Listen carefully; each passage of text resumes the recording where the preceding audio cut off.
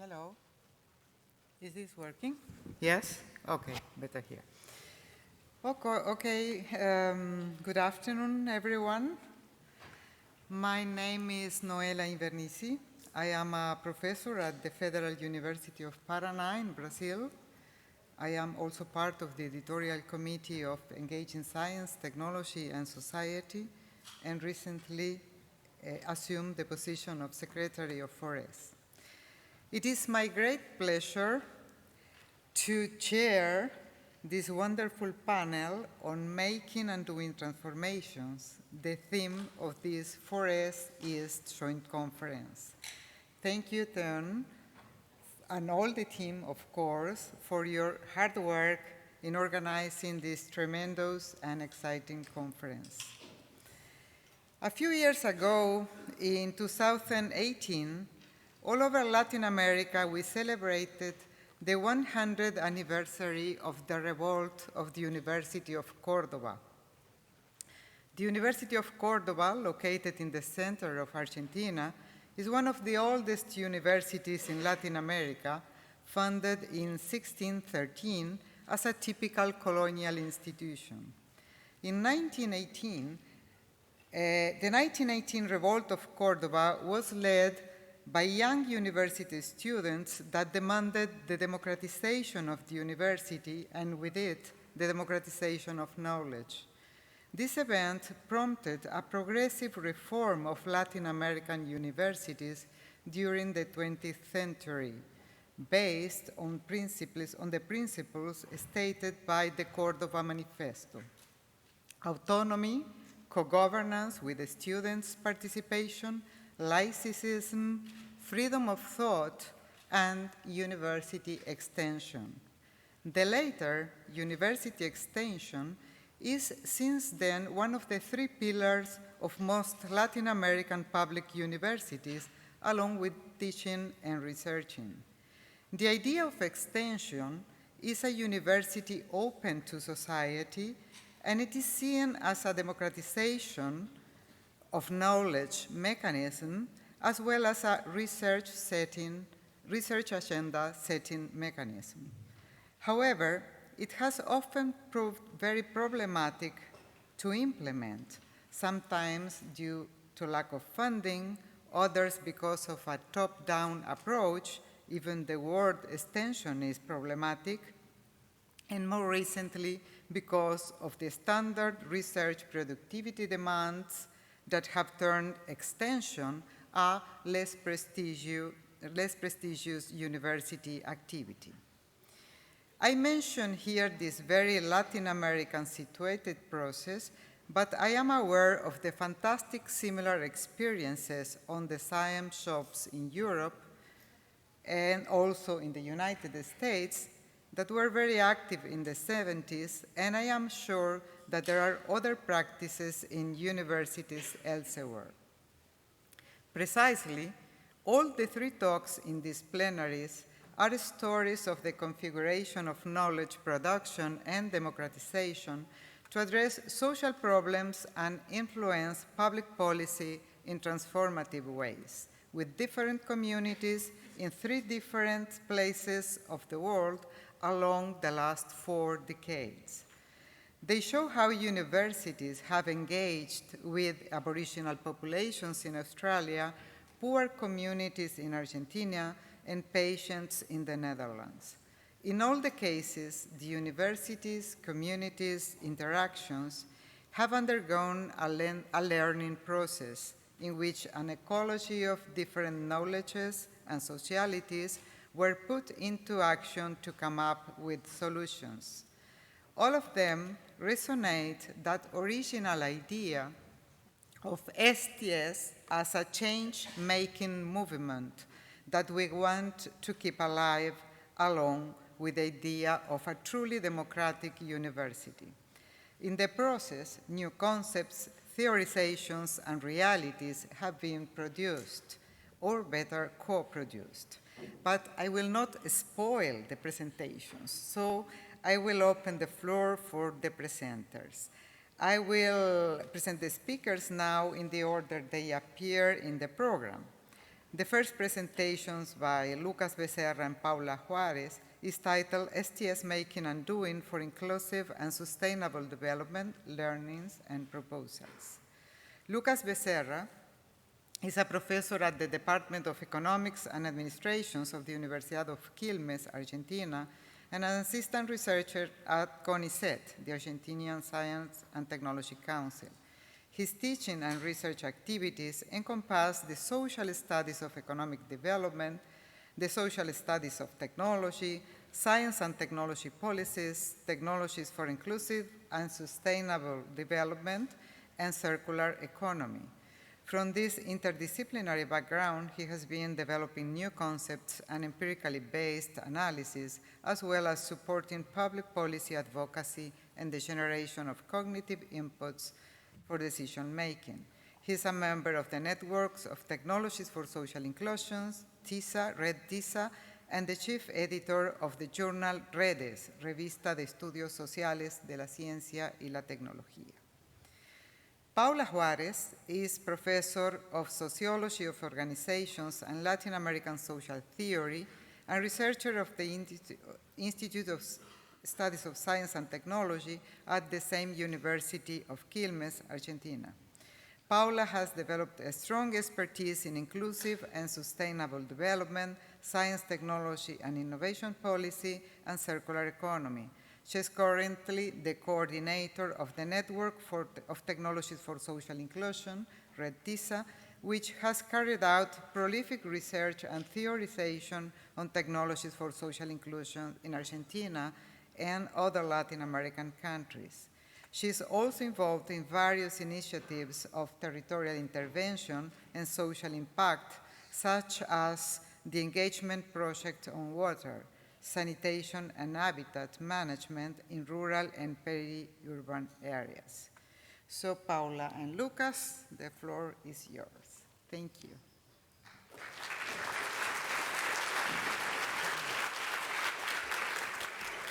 So, thank you, Noela, for the presentation, the introduction, and where is the, give me a second.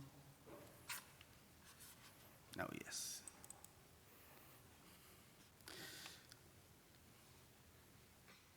Chooping. Salang, nothing's good. Okay, yes. So, thank you, Ten, and the team for the invitation. We are very happy to be here in this wonderful forest event. Together with Paula, we are going to present our experience, our work in STS Making and Doing during the last 15, 20 years. We are young, but our work is older. So, our roadmap for the 20 minutes presentation is this one. We are going to starting presenting some principles of STS that we use in terms of perform our making and doing activities. These principles are the non-neutrality of knowledge and technology. These are funding principles of the STS field, so it is important to understand our work. So this is the beginning of the explanation. So non-neutrality of knowledge and technology, non-universality of knowledge and technology, the principle of symmetry, the principle of reflexivity, and an agency of non-human, which in terms we translated these principles into our statements of work, which are 5. So if science and technology are political, then a researcher is a political agent. And this is our first statement about how we think about STS Making and Doing.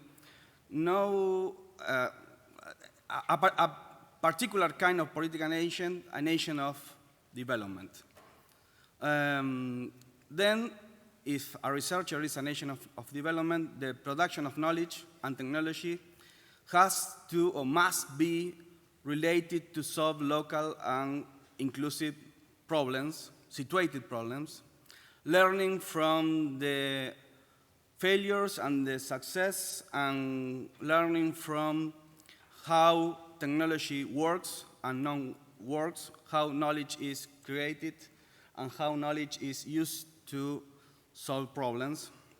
Of course, learning from our own experimentation and experiencing from others, but at the end of the day, trying to change and transforming material world, not only producing critical narratives. For us, this is one of the main aspects of making and doing. Making and doing for us is change materiality. So it's not just simple. We have our fathers, our theoretical fathers in Latin America. Something of this was explained by Noela. And in the 70s and 60s in Latin America, there was a school of thought named Plactet. And the narrative of this school was that change, the social change, had to be fostered by scientific, technological, and political autonomy. And this is one of the main ideals, main purposes that we have when we work in STS, making and doing. However, it's not just simple. Also, as Noela mentioned, there are a lot of different problems, different tensions when we want to make science different. Just for example, here we have 4. The exogenerated research agenda. This is research agendas that are performing in Latin America, but are developed in the north, in the global north. Also, these research agendas are driven by funding, so the funding in some way perform and give, determine the kind of problem that we have to research.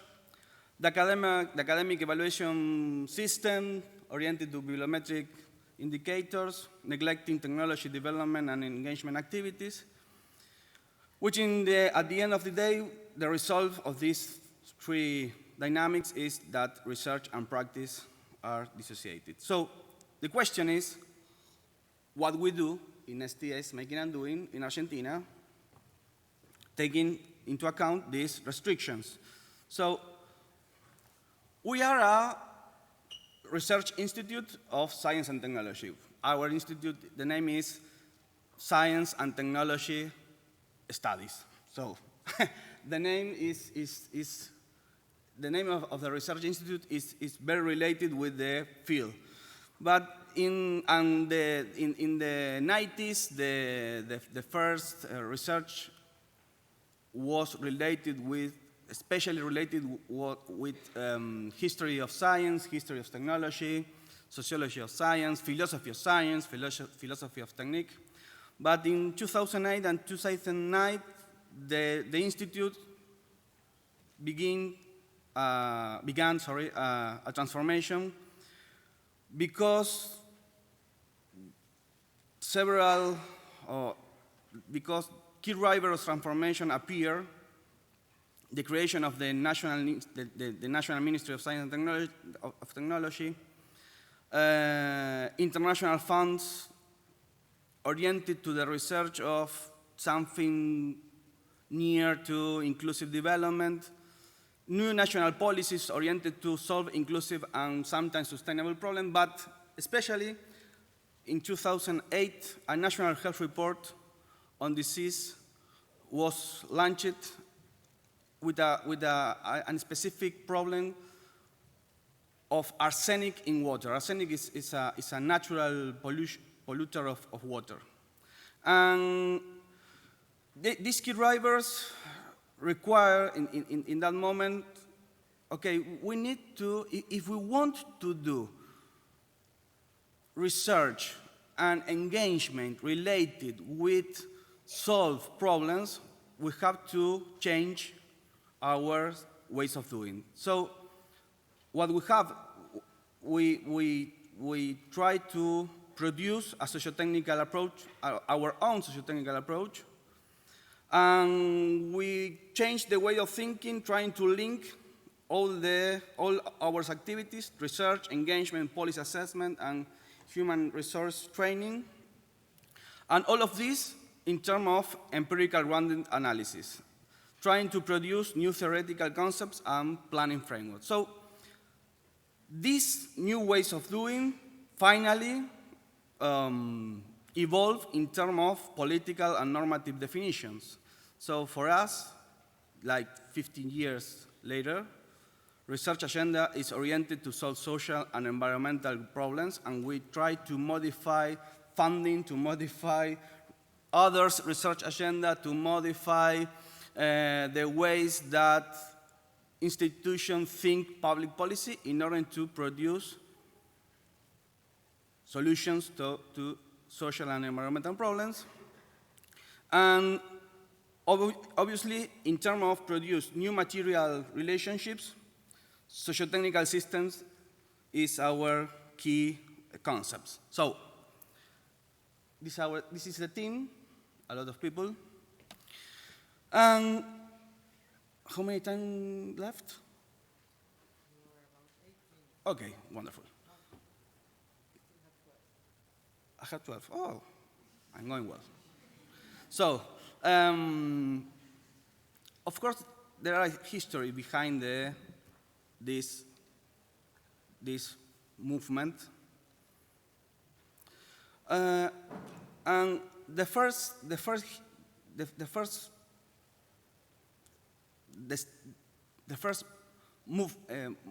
movement, the first moment, sorry, of this history is in 2008, 8 million people drink water with arsenic.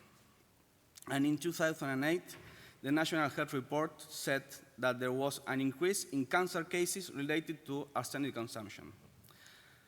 Also, as I mentioned before, in 2007, the National Ministry of Science and Technology was created, and this new national ministry take this problem of arsenic into we need a research and development program to develop technology and transfer the solution to the community.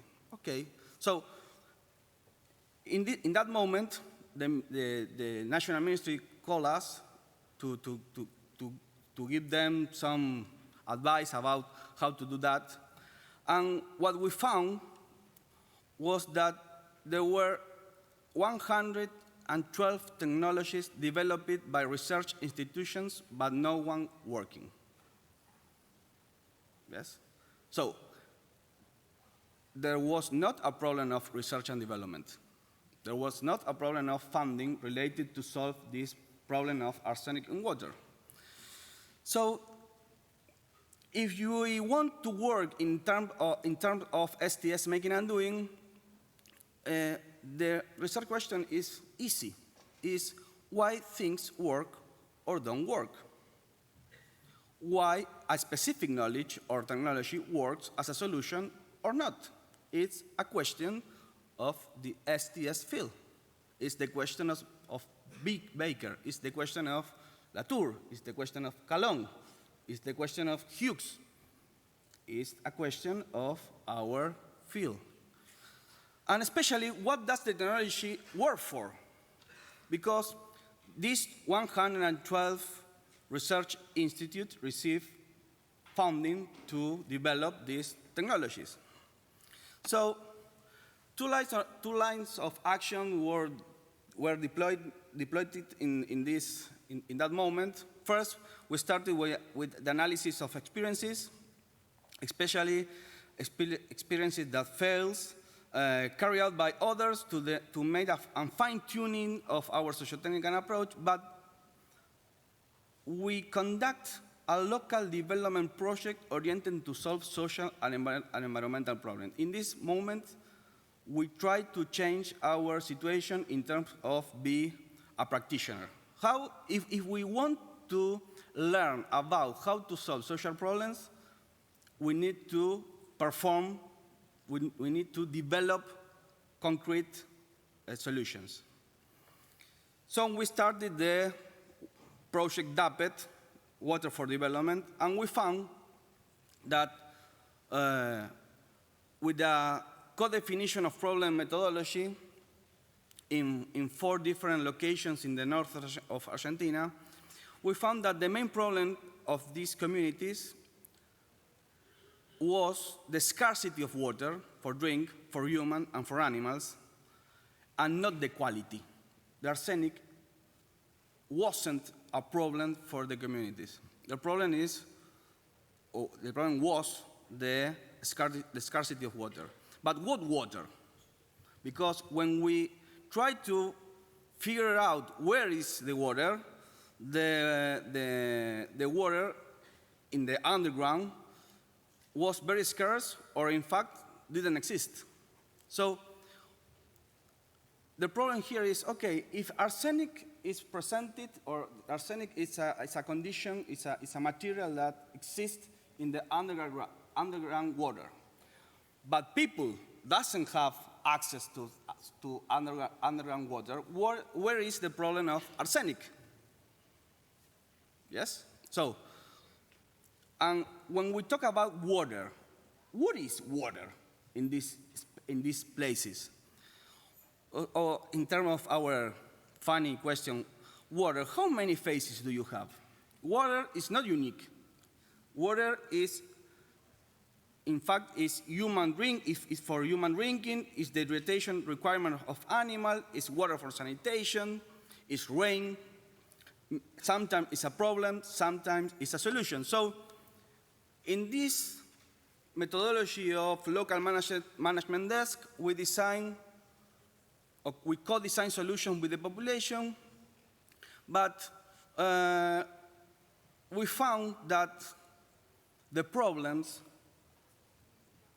as water are not unique.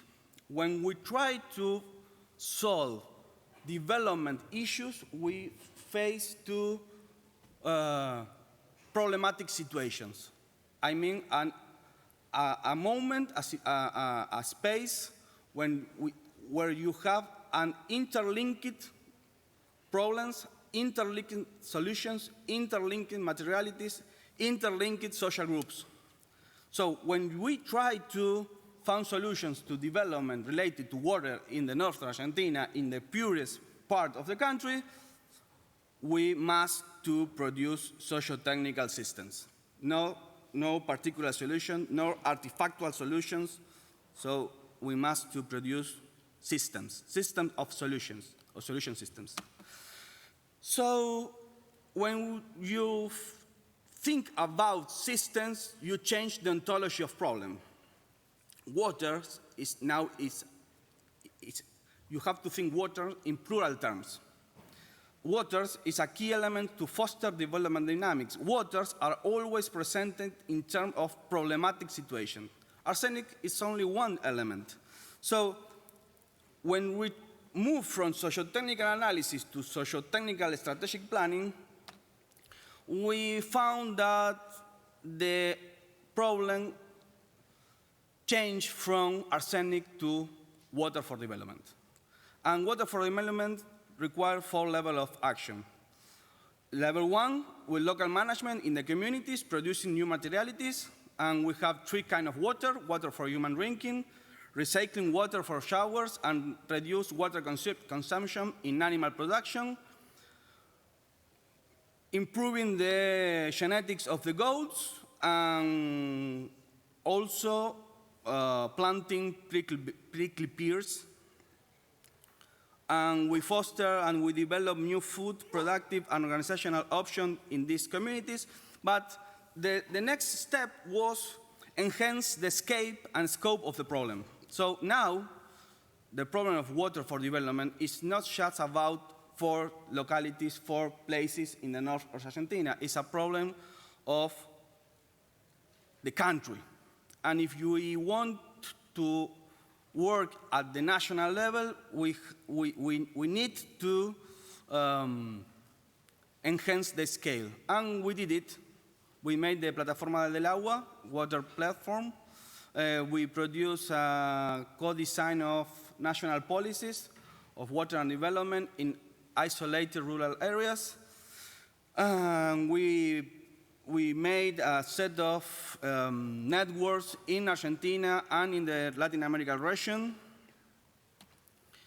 And of course, at the end of the day, we are researchers, so we have to produce papers, and we have to produce books.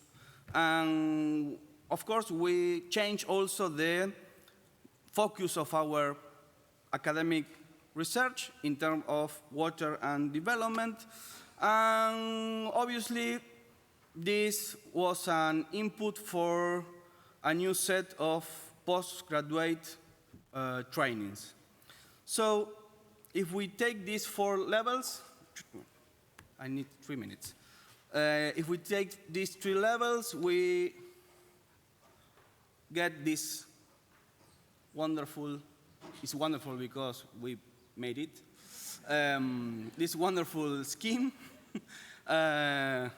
For dynamics, conduct local development, direct action, producing new materialities, research, human resource training, co-design public policy in order to generate research outputs and high-quality human resources, not only for STS field, human resources for the state, human resources for the communities, human resources in cooperatives, human resources in NGOs. And these human resources and research output were useful to produce public policies and situated effects in local communities, trying to perform changes in development dynamics. So, persistence. 2 left slides. So, from water, the last 7 years, we try to enhance the thematic scope, and we introduce another levels of problematics related with food, renewable resources, medicine, circular economy, and it's part of make a persistent effort is to diversify the issues. No? When we diversify our issues, when we move from water to other issues, we could embrace another researchers, another stakeholders, another communities, another policymakers. So in some way, and this is the end, persistent is pervasiveness for us. After 50 years of making and doing, our approach, especially our narrative of inclusive and sustainable development, and our sociotechnical language is part of common idea of public institutions, worker cooperatives, and NGOs in Argentina. The persistence is constructed from inside of the lab, our research institute, and from outside, people involved with us in a collective journey. The persistence is constructed at institutional level with workers in the cooperatives, with public officers in bureaucracy, with other people in the communities. The persistence is constructed also with materiality. The technology is deployed as solution for social and environmental problems. The technologies, the artifacts, the processes, the organizations are our allies. And finally, persistence must be constructed as pervasiveness, especially when government parties change and try to erase the set of public policies oriented to foster inclusive and sustainable development. Even in this situation, you know the situation in Argentina, our work with communities, public officers, and cooperatives continue. Thank you.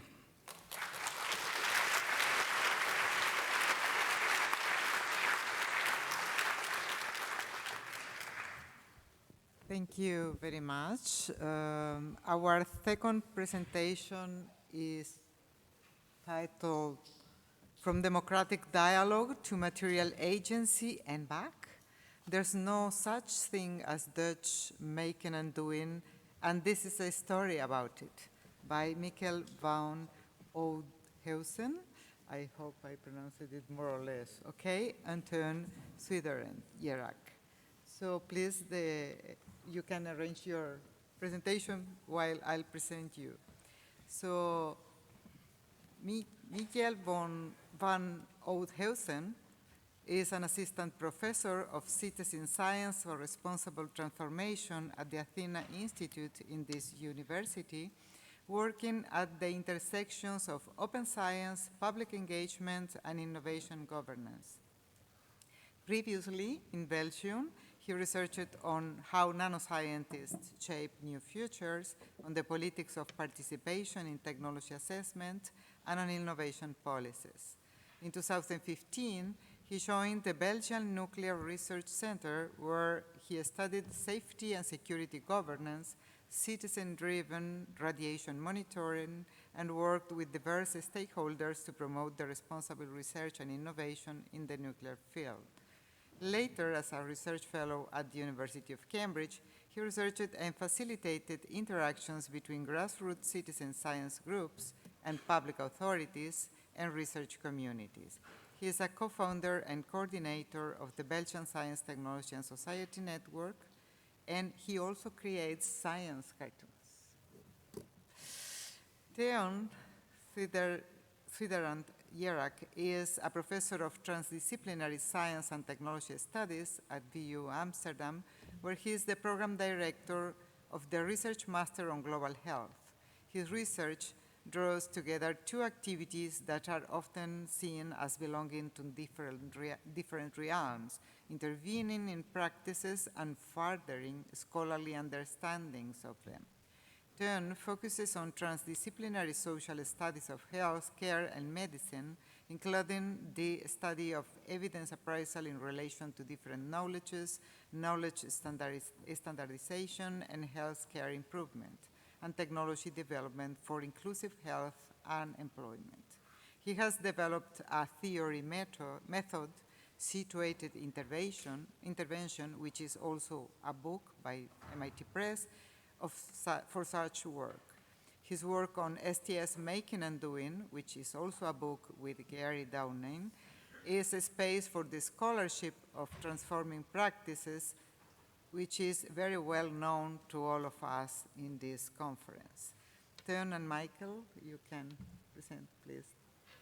Great, thank you, Noella, and I'd like to thank Lucas and Paula as well for the previous presentation and the rich illustrations of the work being done in Argentina.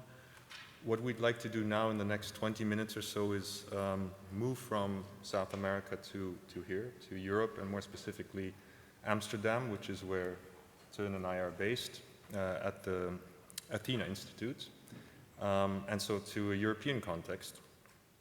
Now, we've titled our talk From Democratic Dialogue to Material Agency and Back, and hopefully this will become clear in 20 minutes or so what we mean by this, but there's interesting moves taking place at our institute and within the broader context of science and technology studies in the Netherlands. And we also want to speak to the topic of Dutch STS and Dutch making and doing. So I think that should be apparent from the subtitle, where this is important to note, we're not claiming to speak for Dutch STS.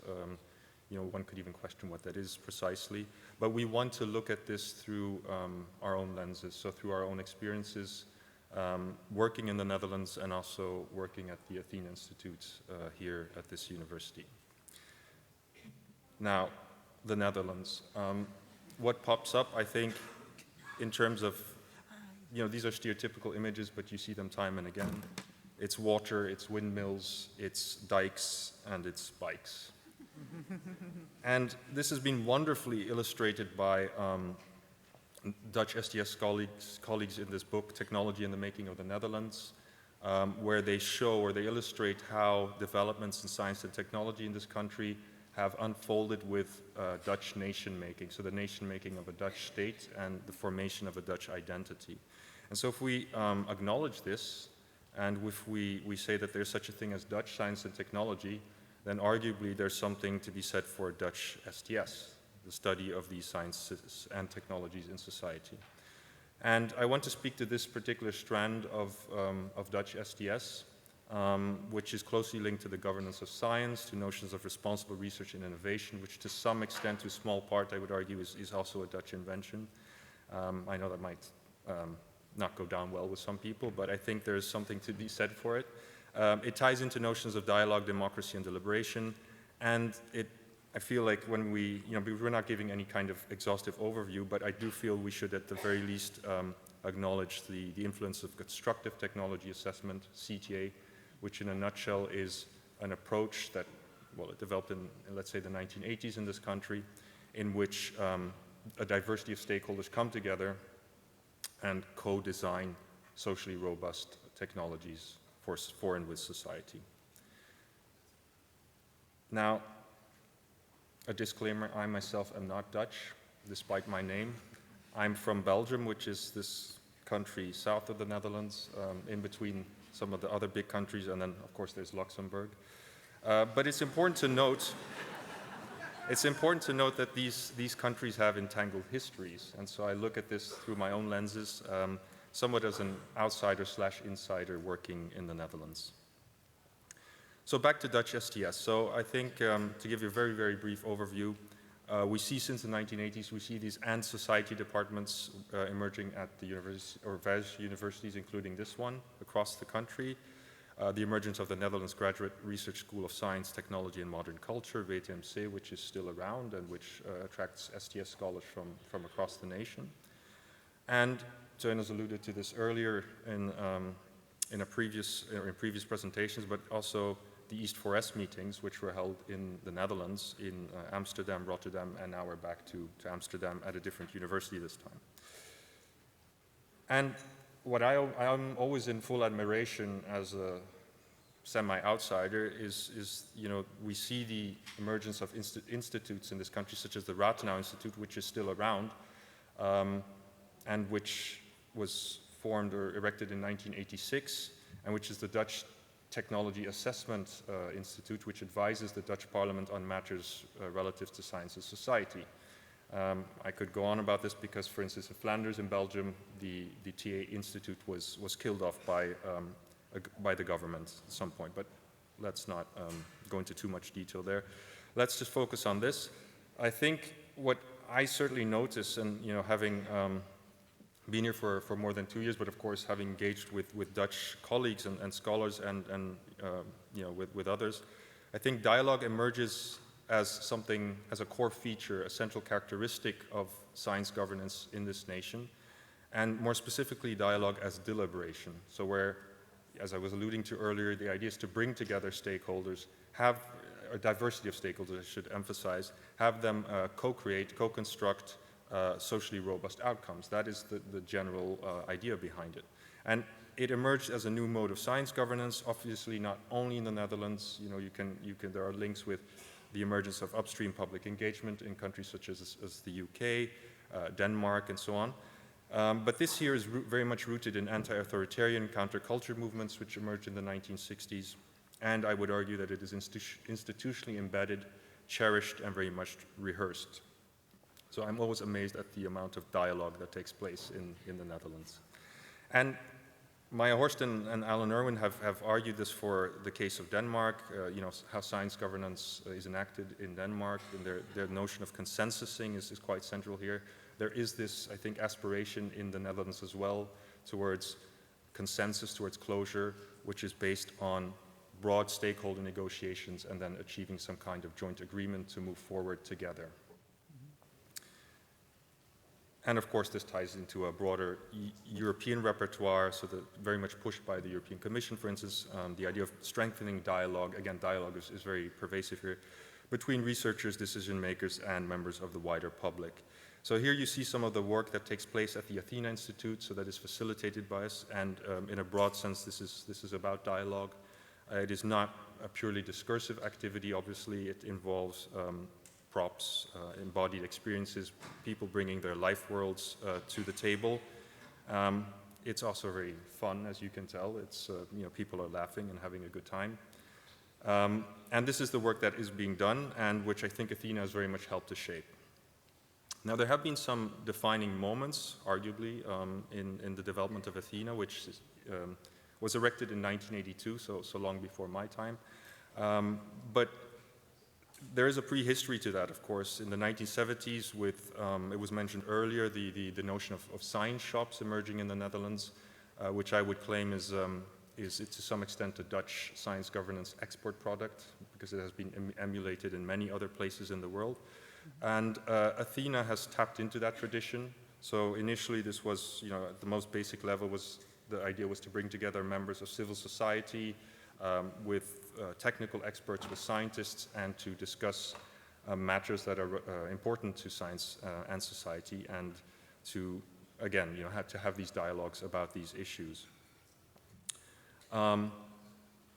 There has been work being done in the area of biotechnology, as pictured in the left bottom hand corner, not just in the Netherlands, but also further abroad in the global south. And an interesting case, which I think Teun will come back to, is on how to involve burn survivors in agenda setting on burn research, which is perhaps an opaque research area, but where Athena researchers mobilized the dialogue model, as they call it, as we call it, where you bring together, again, these stakeholders, to, in this case, patients and professionals, to discuss issues that are relevant to all of these parties.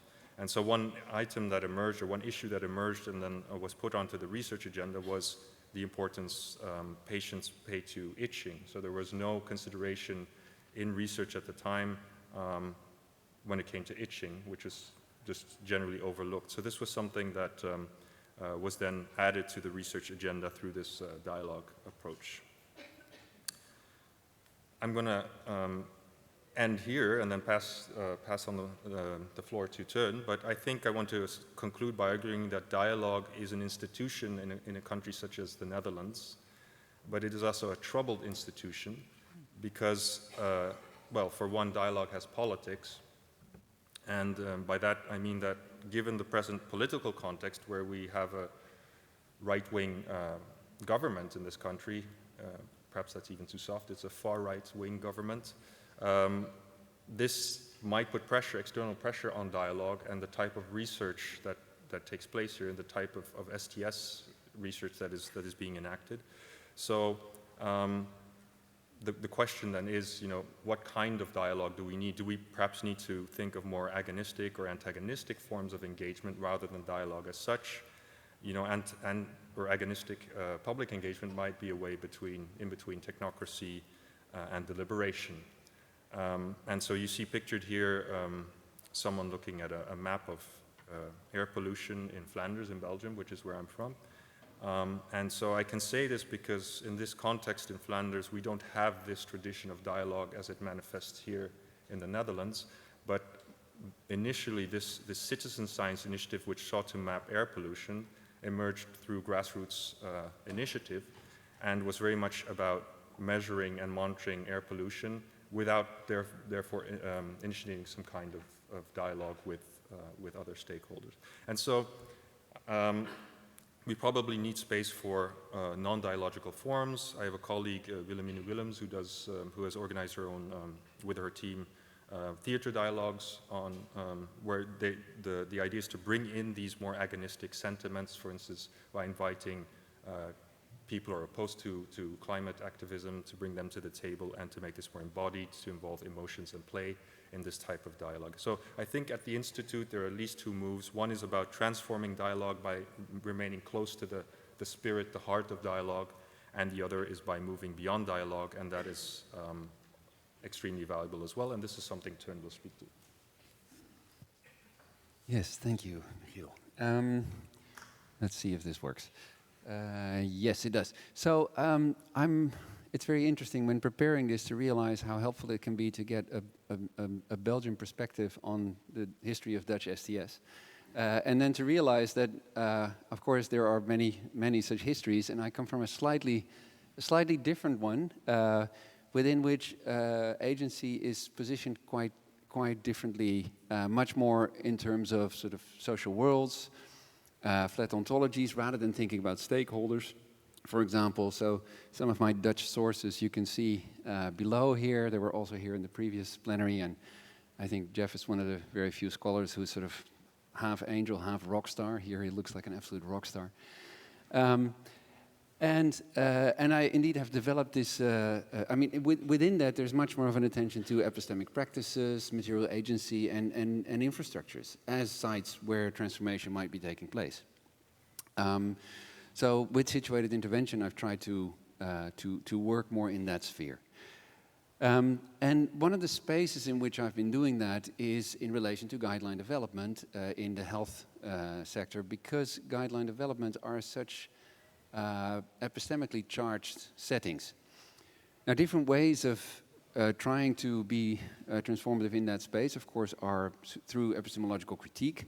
A lot of that has happened from the sociological/philosophical sides of STS, especially in relation to the frequentist reasoning that's dominating what counts as good knowledge in that sphere. And there's also been attempts of doing dialogic interventions in that space, especially involving patients in guideline development through either making them part of development groups or through having focus groups who then make that as input for guideline development. But it's been problematic in two terms. First of all, it really doesn't match the frequentist dominant framing. And of course you say, well, that's why we do it. That's why we try to challenge that. But that framing is not easily challenged. And the other thing is that epidemiologists really get concerned about opening up knowledge practices, not out of epistemic naivety, but out of serious concerns for then also bringing in conflict of interest. They basically think pharma is going to be the first to know how to get to patients to make sure this knowledge gets included. And of course we know from the work of Sergio Sismondo that they probably would. They would have very good manuals for that. They probably do. So my work has been a bit more focusing on the infrastructures, and so for that I've developed a working group within the Professional Association of Guideline Developers, the Guideline International Network, but I've also been experimenting with digital methods in that sphere. And the basic question in that kind of work is sort of how you get from large sets of what people post online to a recommendation in something as formalized as a guideline. And to do that work, I've been quite inspired when starting to develop that work by the work of the techno-anthropology lab crew in Copenhagen, who developed this approach called participatory data design, drawing on the history of participatory design in Denmark that also came up in the previous plenary, with digital methods type work. So I've been working on a project over the last years that worked towards including experience-based knowledge in infectious disease guidelines. And you do see here some of the institutional ecology in which that work takes place. I'll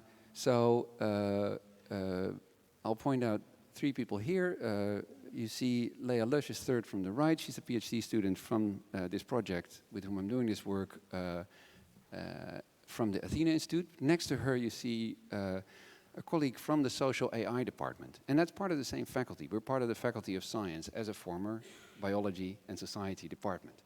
And that means there's an active encouragement to collaborate. So I don't have to knock on their door saying, could I observe what you do or something? But there's actual ties there that are fostering that. Far left, you see an endowed professor at the Athena Institute, but also at that time a department head at the National Institute for Public Health and the Environment. And during this project also a member of the National Outbreak Management Team for COVID. Again, to point to the way these kind of ties are institutionalized and part of the ecology.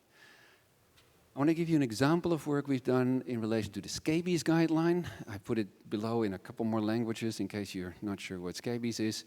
And probably Annemarie Mol would tell you it's different things in all those different languages. But what it also is, it's a little bug that gets under your skin and that produces lots of itching, back to itching. What we've been doing with that is look for places online where people discuss their experiences with itching, with scabies, and then do something called structured topic modeling to come up with clusters of what people are discussing. I don't have time to go into the technical details, but I'll go a bit into what happened with that. The topics, I'll highlight a few topics.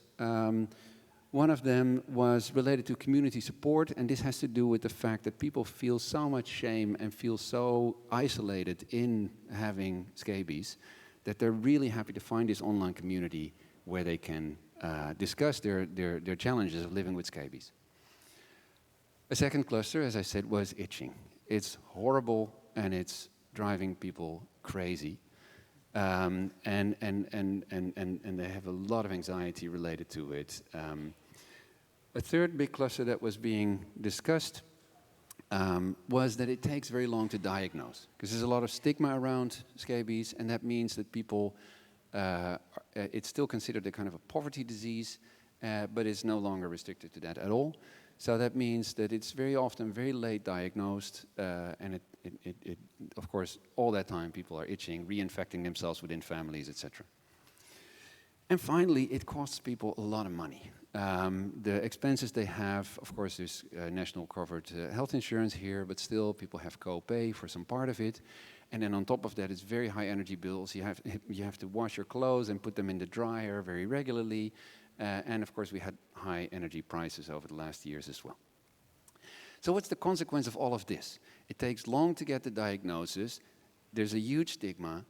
People really suffer with lots of itching, lots of anxiety. And there's also waiting times for the medication. So even if the diagnosis is there, there's shortage of medication. So what happens when people finally get their medication? They overtreat. So they typically put on far too much because they think then it will go, the creams, because then they hope it goes away more quickly. It just, of course, means they have more side effects. Now, this was something that the guideline developers were really interested in when we presented this to them. And they quickly took this into account, adopted it, and wrote a section of the guideline in relation to these kind of matters and how you should take that into account when you give treatment advice. And they called it mental health.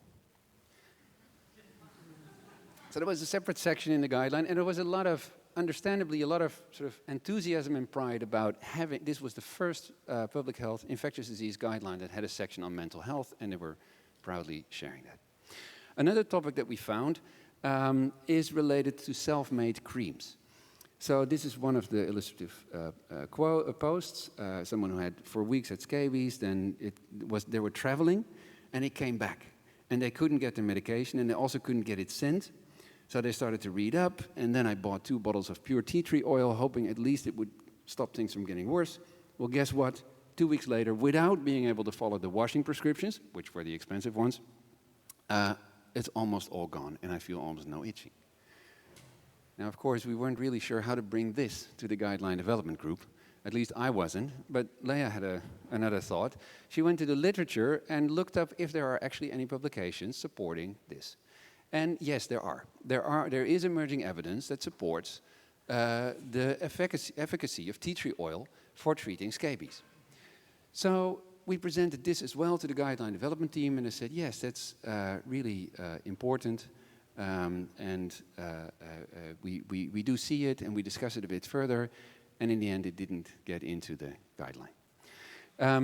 So this is where that left us. On the one hand, sort of this experience knowledge about stigma in the live world was surprisingly easily excluded, provided it was translated into mental health. Whereas the tea tree oil part was also surprisingly easily marginalized, despite of having supportive evidence. And of course, that raised the question, where did the dialogue about the knowledge inclusion go? Because in the process, we had sort of ended up just sharing what we found, thinking it would have a consequence, without organizing a dialogue in those other modes of having patient representatives to speak for that knowledge. So that's where the back to dialogue point comes in. Because it could well be that fostering these dialogic ecologies and being more attentive to those gives us better cards for transformation, but also for persistence. After all, both in the Burns case and in the participatory data design work, it ties in 2 traditions that are participatory and can draw on that. So what does that mean for modes of doing persistence in STS, actually?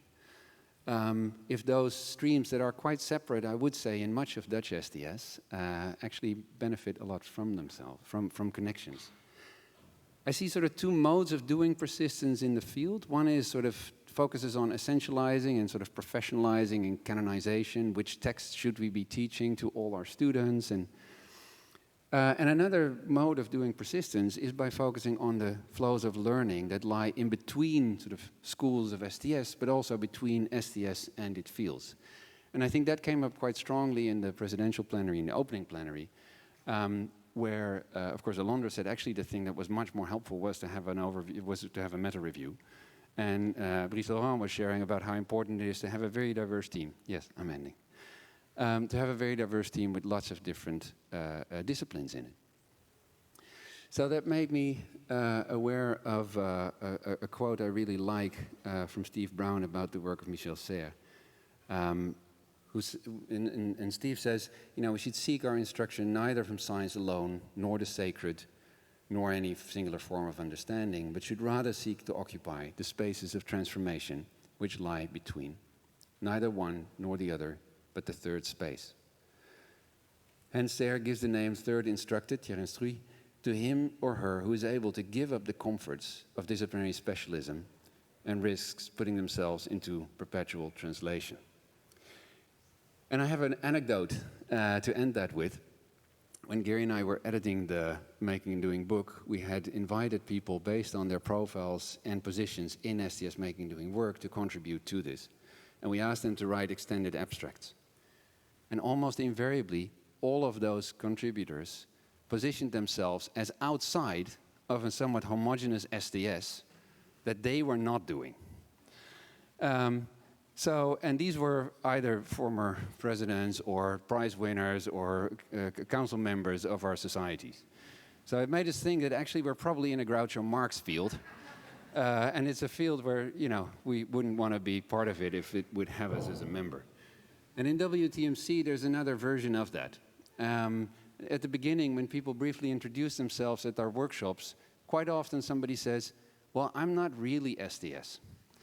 And then tries to introduce themselves. And I had to think of that when seeing all the people putting up their arm on the first evening. There's probably quite a lot of you who felt that way. But maybe that's not the most interesting way to think about it, whether you're really it. But are there interesting flows of learning between what you're bringing and the conversations that have been going on for a long time? So Willem Hofmann always had a very good answer to that. He just said, welcome to the field of lost souls. That's it.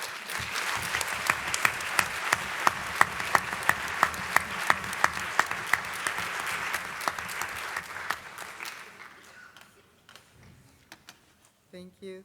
Thank you very much. So we are now going towards our third presentation that is titled Ground Up Making and Doing, 40 years research inquiry under your new authority in East Arnhem Land by Michael Christie and Michaela Spencer. Michael Christie is a principal researcher with the Northern Institute and heads the Ground Up research team. Professor Christie worked with your new communities as a teacher linguist in the 70s and 80s and started the Your New Studies program at Northern Territory University, which is now Charles Darwin University, in 1994. After working with the Faculty of Aboriginal and Torres Strait Islander Studies and the School of Education, he moved to the Northern Institute in 2010.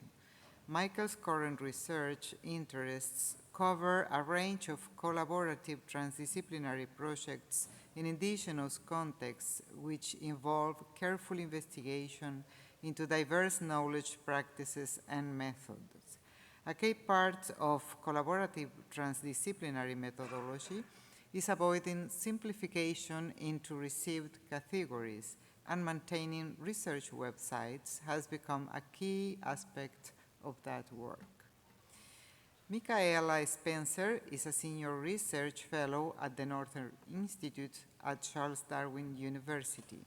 Her current research involves working from the ground up, engaging contemporary governance practices and working with Indigenous knowledge authorities, as well as government, service providers, and university staff, seeking generative responses to challenging policy problems. This work has focused on issues such as disaster resilience, emergency management, governance and leadership, remote engagement and coordination, volunteering, and health and well-being. Michaela is the coordinator of the Northern Australian Research Group, Top End STS. She also facilitates the Charles Darwin University Diploma of Indigenous Research and Indigenous Community-Based Researcher Micro-Credential Program. So thank you both, and the floor is yours. Go ahead. Thanks, Noella, and thank you everybody for coming, and thanks for the presenters. Michaela and I are here representing a much larger group of researchers and collaborators who have been involved in making and doing ground-up research over many years. Two other members of our current ground-up team have helped with this prepare this presentation. Helen Barron is up there. She is still in Melbourne, unable to be with us, unfortunately. And Matt Campbell, who works with us, is down here in the front row. He is no longer at CDU. He's at the University of Melbourne. Our work really involves and is situated in the very sparsely populated Northern Territory of Australia, where over 30% of the population is Aboriginal. Some of the many people who we have worked with are pictured here, including many Aboriginal and non-Aboriginal people, people in remote communities, government and non-government organisation workers, academics and others, although the lines between those groups are blurry and often overlapping. Much of our work has taken place in the area where the arrow points to, at the very top of northeast Arnhem Land, which belongs to the many clans of Yolngu people.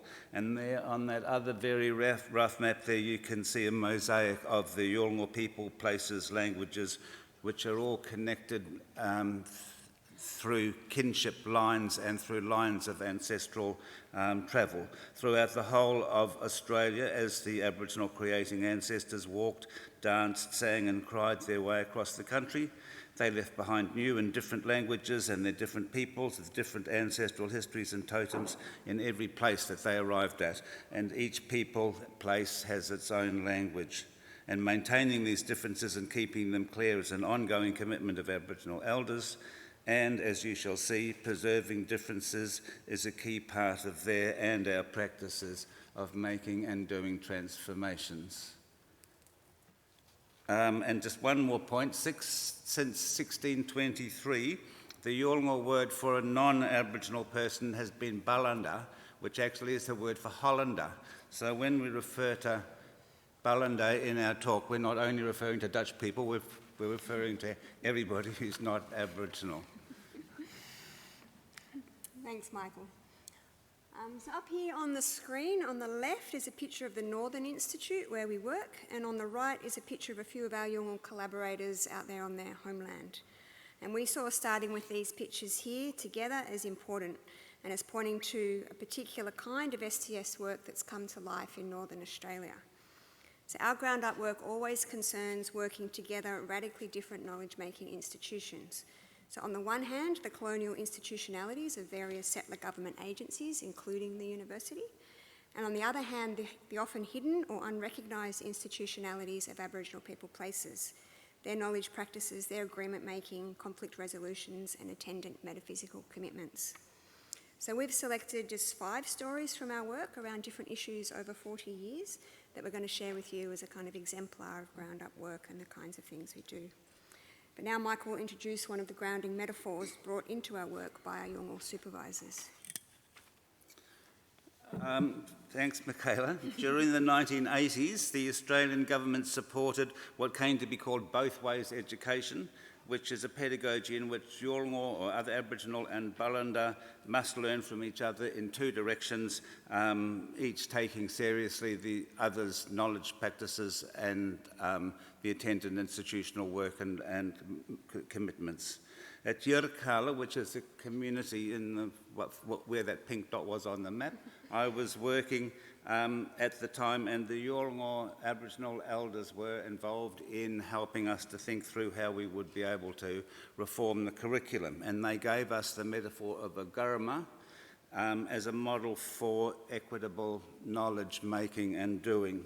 And you can see in the middle there is a public space, a guruma, where people come together in their various clan groups under the public gaze for a particular celebration, negotiation or making agreement. You can see that there's a pole in the middle there that would have some particular ceremonial importance for that particular ceremony, where radical differences are celebrated and maintained through ceremonial painting, singing, dancing and ritual practices, choreographing agreed performances together on the go as they unfold.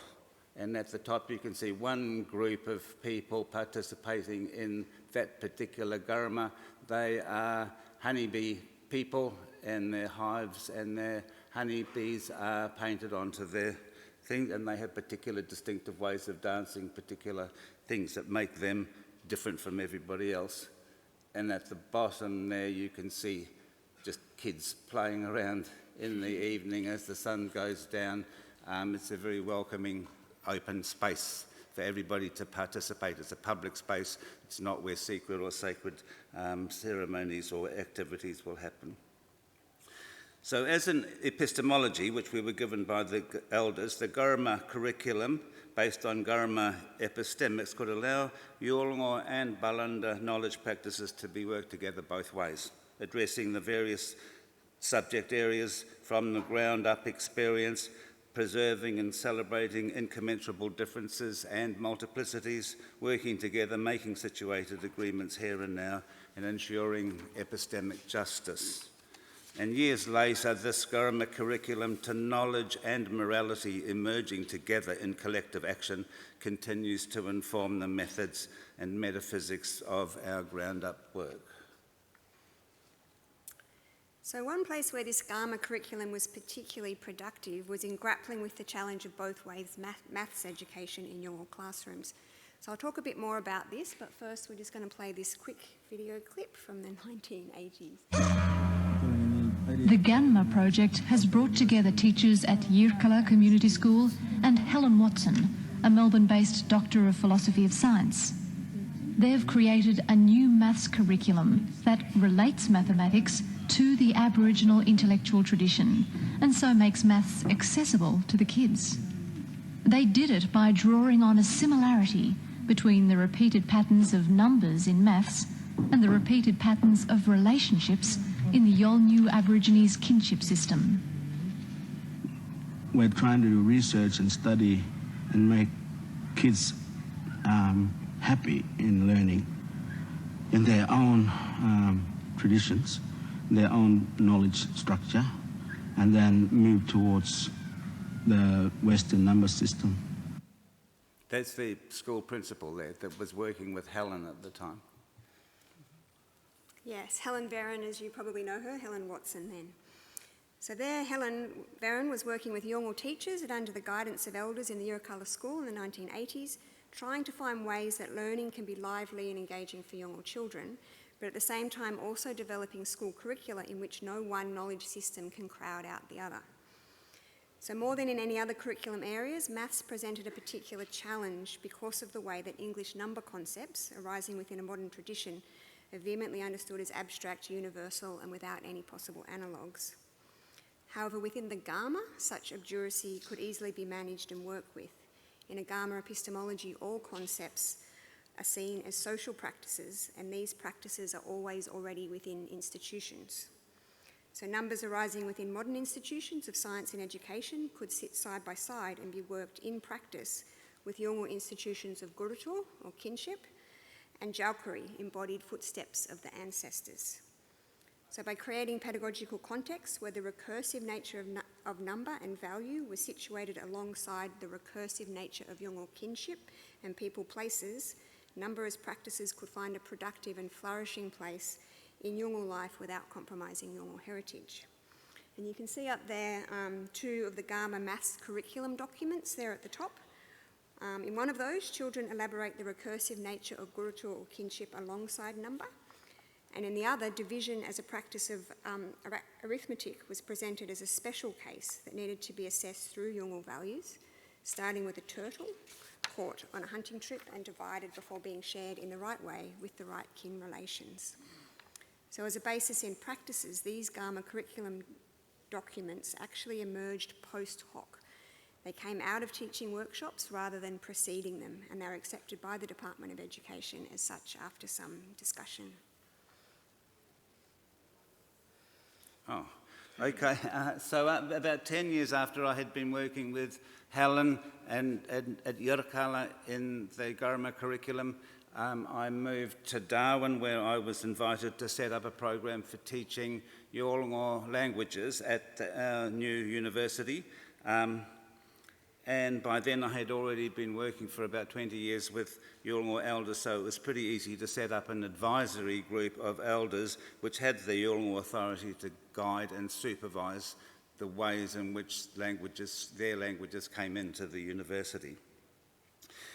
The elders together made clear some principles or rules which we must follow in order to for their many languages and their networks of relationships, which I've repeated up there, to find their place in the university. For example, all the languages needed to be taught, not just one. Each language needed to be taught by one of its owners and supervised by particular other kin members who were in relation to that, of authority to those languages. I was allowed to explain the grammar and morphology and verbs and suffixes and pronouns and things like that, but most of the work was done by Yolngu lecturers who had to be upfront embodying and performing their languages along with the cultural practices which maintain them, telling their own stories of the kinship networks of people, places, ancestral stories which brought them to life, and by then we had made hundreds of little books in various Yolngu languages about ancestral figures, practices, relations between groups, the ways in which totems represent particular groups of people, and the relationship between them, the ways the stories and the lands and the peoples are interdependent, and the very careful practices for engaging these differences respectfully. In putting these and other principles into practices, it slowly became clear to me that these were not just instituting a form of political correctness in the university, but that they were actually insisting on the recognition and commitment of the Academy to a particular Yolngu metaphysics of language, whereby language does not represent a world out there cutting up nature at its joints, but rather language creates and recreates and maintains particular peoples, places and networks which support them, derives agreements and ways to go forward, and only as each language and its concepts is used responsibly by its owners, interacting within the vast network of other people, places and languages, can we participate ethically in making and doing knowledge and agreement going on together in good faith, carefully maintaining differences. As Yolngu metaphysics transformed the pedagogy of the language in the university, Yolngu sought to develop technical capacities to teach their own languages from their own many different places, which are hundreds of kilometres away from Darwin, each place having its own language. And for that work, we actually had Jeff Balker, who received the award this morning, and Susan Lee Starr and others like Paul Dorish, and of course Helen Veron coming to us and working with Yolngu, thinking about how technology and that Yolngu knowledge can work together, and particularly Yolngu talking about being on country in a particular sacred site, for example. The agency of the environment and of the land actually participates in the knowledge production in a way that it simply can't happen in a classroom. Then by the 2000s, this is the next episode, the political climate in Australia was starting to shift. As Helen pointed out, universities were becoming more like businesses and businesses were becoming more like university. And Yolngu elders and I were becoming increasingly engaged in research consultancy work. And in just one example, I was invited to participate in an Australian government-funded research project into remote Aboriginal housing in the north, up there where the pink spot was, but also in the desert in the central Australia. Hardly any people and harsh environment. And Matt Campbell was by now working with Ground Up, and he was in Alice Springs in central Australia. Helen Veron was involved from Melbourne. By this time, Ground Up was established as a research group within the Northern Institute. And as is often the case, our Ground Up contribution to the major instrumentalist project of remote housing was just a tiny little part of the funding and a really small part of the research project. The Yolngu elders who were asked to guide the Ground Up part of the research began by drawing pictures and telling stories of the history of shelter in their remote environment. They reminded us that the word wanga means place and ancestral country and home and resting places for animals and totemic beings, and it can simply mean, by extension, a house. They also pointed out that traditional dwellings, and you can see one up on the right there that's been sort of reconstructed within the community, have special names. All different styles have different names and different purposes. Dwellings are seen to be traditionally to be a critical and agential part integrated into the physical and social environment. Well-designed dwellings in the community play an active role in the elders' supervision of children and adults. Health and allocation and placement of community dwellings and the health and connectedness of Yolngu people places are mutually constitutive. At first, when speaking with the Housing Department executives about their housing policy, our easy complicity with the received instrumentalist government of housing, of Aboriginal housing, made it difficult for us to present these Yolngu differences as anything other than just ancestral versus government visions, which could not really mix. But it was the elders' focus on the hard work and discretion of community-level Balanda housing bureaucrats who advocated and negotiated for their immediate needs, moment by moment, day by day, making and doing such things as housing allocations, who gets which house and where, repairs and maintenance, renovation, housing designs, was their focus on the day-to-day micro-negotiations of the Balanda bureaucrats and the elders that allowed us together to focus on Aboriginal housing policy as sets of practices that are done collectively through ongoing micro-negotiations, revealing housing policy really as a moral epistemic problem or a moral epistemic set of practices rather than a technical problem. Working among the elders and the bureaucrats together to focus on identifying and enhancing these transformative micro-negotiations allowed those sorts of practices to be recognised, celebrated, enhanced, and then to reverberate out into changed policy practices from the ground up. So concentrating on housing as sets of practices allowed for slight changes to reverberate up into the housing policy and the deployment and working of housing.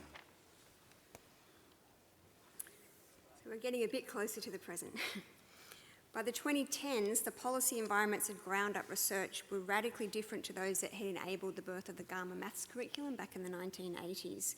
And it was around this time, having finished my PhD with Helen Veron, that I moved to Darwin to join the ground-up team as its newest member.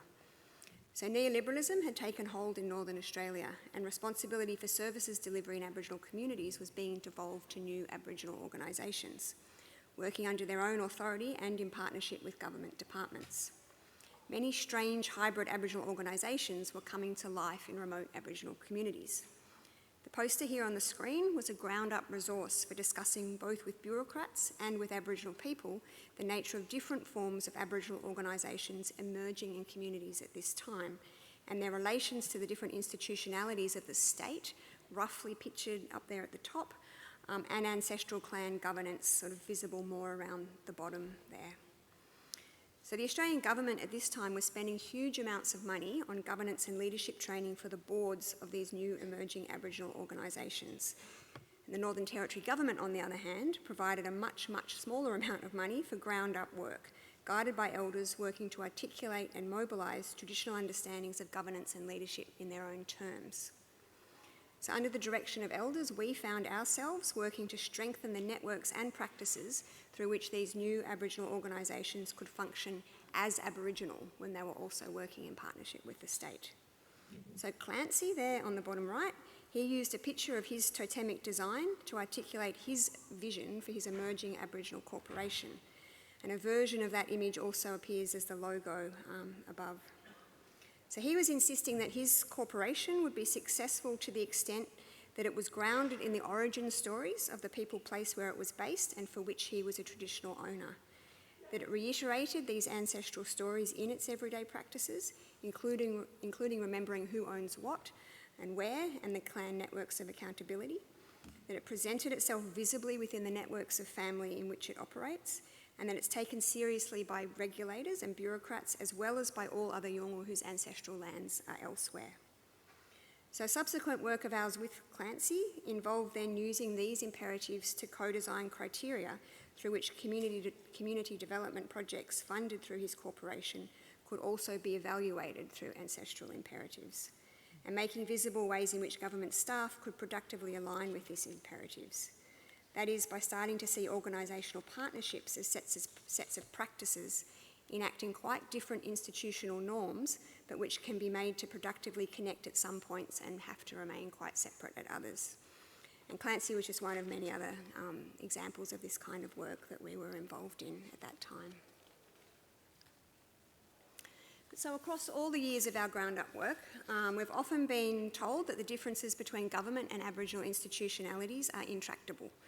But we have worked through some of these intractabilities in a range of ways. But until more recently, we'd largely left unquestioned our own academic institutions.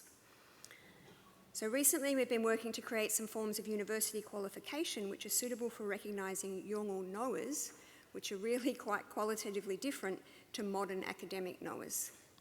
Ancestral practices have always had a crucial role in all ground-up work and are largely invisible to the university. So developing new forms of dual academy qualification has meant opening for consideration some of the practices of knowledge production, supervision, assessment, examination and authorisation that are part of existing university awards.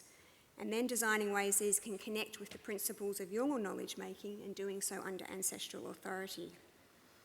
We see this as critical for there being any possibility of some form of epistemic justice or less epistemic injustice in the university, and a project which is aligned with, but actually quite crucially different, to work advocating for the inclusion of Aboriginal students and perspectives in mainstream university courses.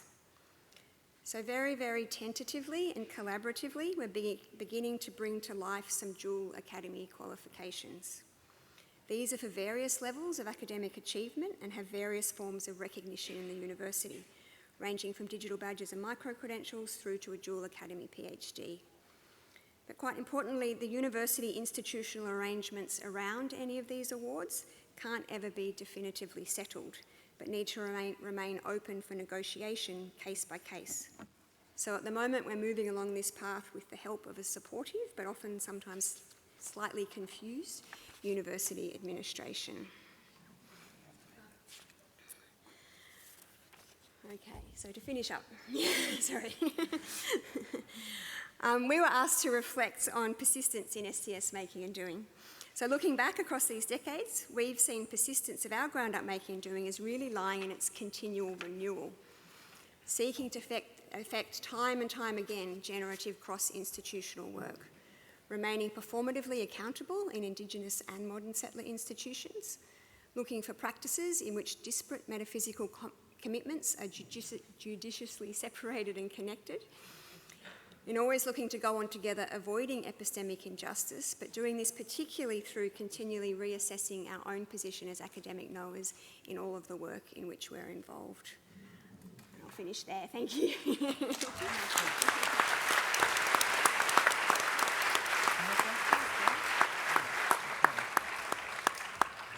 It has been such a wonderful panel, but unfortunately, we have another session coming, which is the prize session. So please keep your questions and ask to these wonderful people while you have a coffee with them. So thank you very much, and we invite you to stay here for the prizes.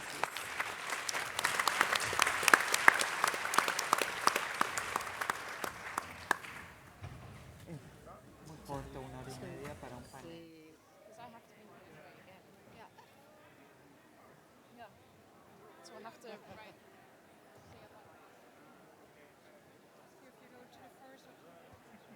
Are you going to go to the forest or are you going to stay? Yeah, I think you have a point in not being there too early. Because also the things only really start at 4, so it's going to be kind of just a bit of a dead space. We also know where it is. We're going to be distributing. Maybe want to grab coffee, but is there a break now or not? No, it's straight into the awards plenary. Yeah, I walk up. Do you want me to take your mic? I'm going to just leave my stuff here. Yeah, me too. I just put my Sorry, I'm slow.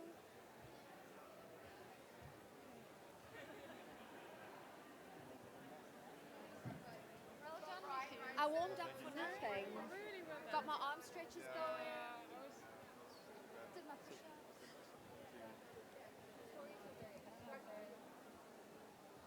Very well done. It's nice to have you. Yeah, did everyone just take longer?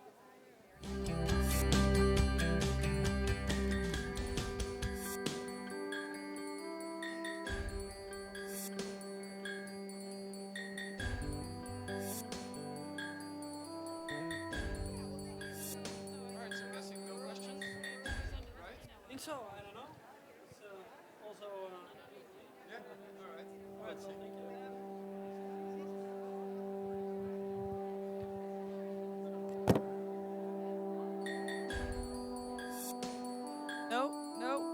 No sound on this. Sound? No?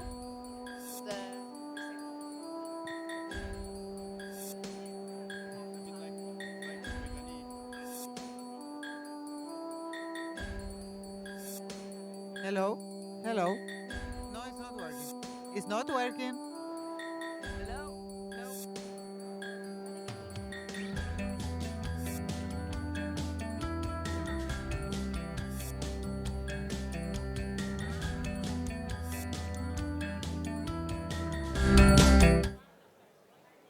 I need to hear myself. Yes, great, thank you.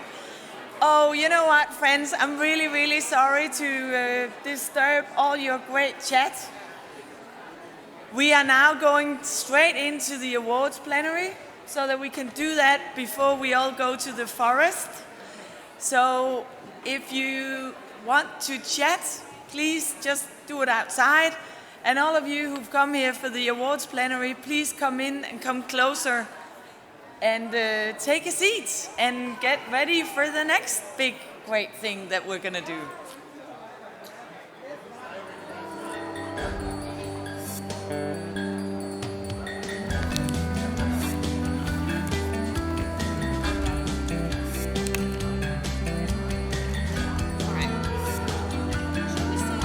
Yeah, maybe that's, yeah.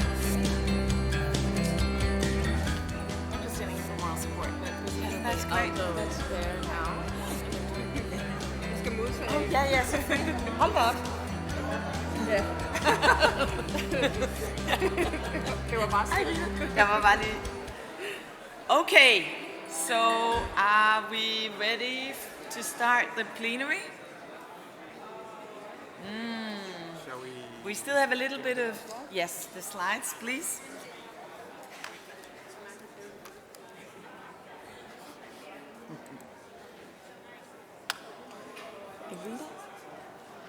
Because I think the other people are already there. So,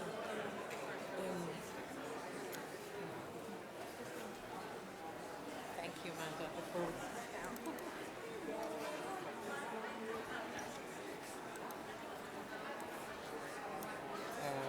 volunteers-wise? Should I place them outside? Yeah, because I don't think we're going to have any. We're not having any Q&A, are we? Nope. So yeah. No Q&A. No, we skip no, Q&A. no. So just a bit of door work. For the thank yous at the end, and it's going to be here. Should we keep the main door open for the awards? Michaela. It's not Michaela.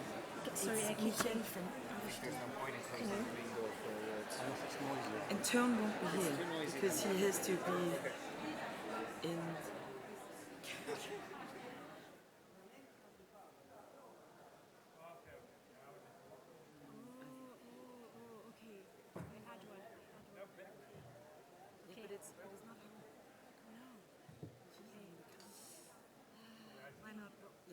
So Saskia, Chino, then Rohan. So, because those two have been coaching. Right, I saw that in the back. Do you want this one? Then you have the... Great, thank you. Hey, is that, oh, yes, and there's sound as well. Right, you know what? We are going to start now with the awards plenary. There's a lot of, this is quite a big thing to coordinate. You wouldn't think so, but it actually is. Are we ready to start? Does it look like it? Yes, great. Right, I think, you know what? I think I'm just going to start. Welcome to this awards session, in which 4S and EAST will combine our forces to honor some of the great people that are making this field so special. I am Maya Horst. I am the chair, the president of EAST, and we're going to start this session with the EAST Awards, and then we'll move over to the 4S Awards afterwards. And I just want to say, when I was in here for the previous plenary, and it just made me so happy to sit and listen to people from basically all over the world talking about how they're putting STS into practice and how they're doing that. And I think it's just, we honor some people, but there's so many more people in this field who really, really deserve to be seen and honored. And I hope that you will use tonight at the forest party to actually say to all the lovely people that you meet, tell them how much you appreciate their work, both sort of for themselves, for their colleagues, and for the field of STS. I think we're really too bad in academia. We're not good enough at appreciating all the work that we do for each other. So I think we should do that. So I think we should remember to do that tonight. But now I'm going to get into the EAST Awards. Generally, academic systems tend to award prizes to individuals. But in EAST, there was a choice to say we would like to add to this, because we believe that it's important to focus on all the forms of collective action, as well as types of collaboration or leadership that's contributed to the community and to the cohesion of our field. So the three awards that we give in EAST are named in honor of individuals who are no longer with us, yet have left an enduring imprint on our distinctive European scholarly identity over the last 30 years. And because when I was first at 4S conferences and I heard about the Brunel Prize, but it actually took me quite a long time to figure out who J.D. Brunel was. So I'm just going to say a little bit about who these people was that we've named the prizes after, so that you will know this. So the first prize is the Amsterdamska Award. Olga Amsterdamska was a lecturer in science and technology studies at the University of Amsterdam for 25 years, until she died way too young in 2009. She was deeply engaged in the study of epistemology in biomedicine, but she also found time to do a large amount of editorial work, among other things, as editor of Science, Technology and Human Values, and the third edition of the Handbook of STS. And to present this Amsterdamska Award, I would like to welcome Andrea Nunes Casal of the Universidad de Santiago de Compostela in Spain. Andrea is a member of the East Council and she's chaired the Amsterdamska Award. Andrea, please. And then you click in. Thank you. So the Amsterdamska Award is given for a significant creative collaboration in a edited book or special issue in the broad field of science and technology studies. And John Knott and Anna Harris are the winner of this year's Olga Amsterdamska Award for making sense of medicine, material culture, and the reproduction of medical knowledge, published by Intellect Book in 2022. So, welcome and congratulations.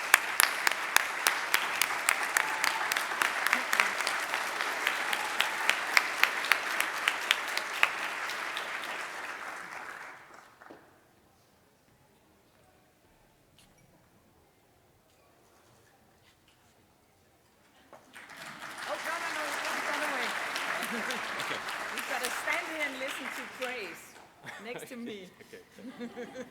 So the outstanding edited collection is an original exploration into the material of medical knowledge reproduction. This book, structured around diverse themes such as art, labor, and place, stands out as a vital contribution to the field. Its creative structure, with interconnected nodes that bear links to multiple topics and concepts surfacing in different material and chapters, set apart for more traditional edited collections.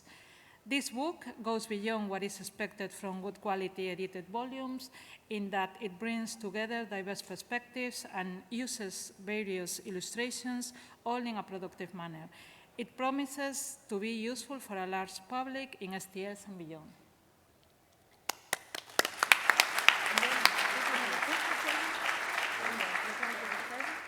Congratulations, and then look, we have to look at that. Yeah. Great, thank you. Thank you so much. Thank you. Yes, getting prizes is also work to do. Right, so the next award is the Freeman Award. Chris Freeman was a professor of science policy at the University of Sussex for over 20 years. An economist by background, he produced many highly influential works addressing the dynamics of innovation. He also made a number of significant contributions to community building, including founding the research center SPRU and founding and editing the journal Research Policy. So to present the Freeman Award, I would like to welcome Richard Tutton of University of York in the UK. Richard is also a member of the East Council and has chaired the Freeman Committee. Richard?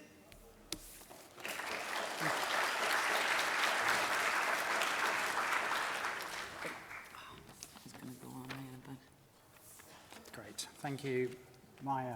Okay, my name is Richard Hudson. I had the honour and pleasure of chairing the Freeman Award Committee this year, which also included fellow council member Assunta Veriti and also external member Cornelia Conrad from the University of Twente. And as you can already see, after much careful consideration, the committee reached a decision to grant the 2024 Freeman Award to Andreas Birkbach and Irina Papaziou for their edited collection, Democratic Situations. So, congratulations, Irina.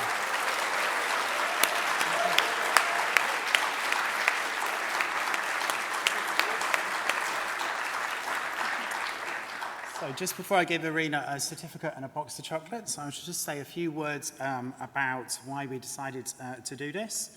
So this year, 2024, is being marked out as a singularly significant year for democracies across the world, as so many important elections are taking place, which are likely to shape the course of the rest of the decade. And consequently, what we understand by democracy and how it operates and all of its messy complexities is at the forefront of many of our thoughts at this time.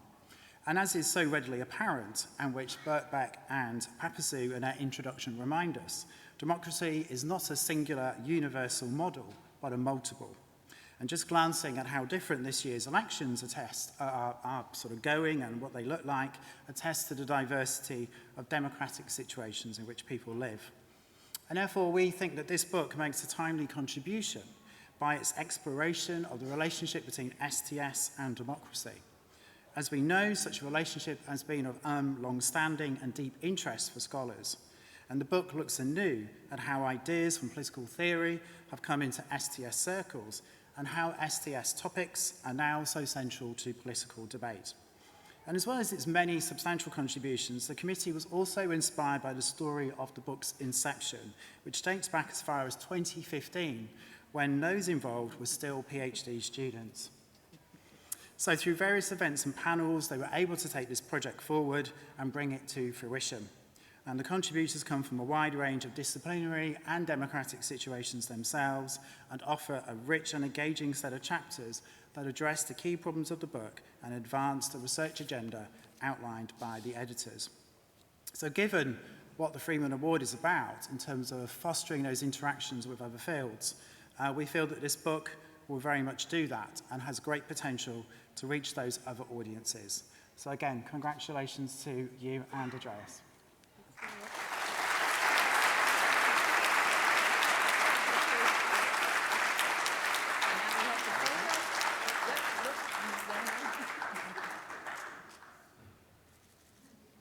Great. Congratulations.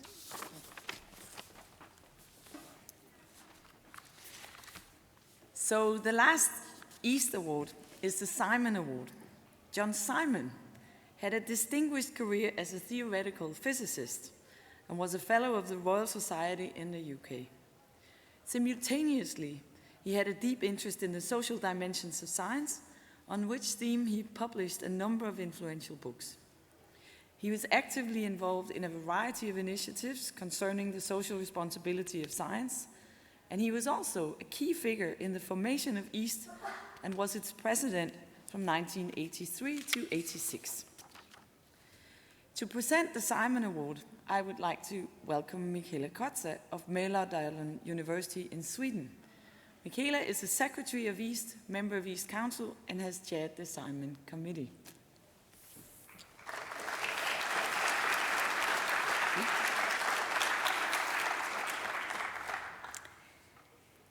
So the rationale for the Zeeman Award is that Zeeman Award is given for a significant innovative collaborative activity to promote public interaction with science and technology. And this year, the Zeeman Award is given to the core theme of the project Creature, Creative Practice for Transformational Future. And I invite 3 representatives of the core team to join the stage: Anne Light, Lara Huston, and Keith Braybrook.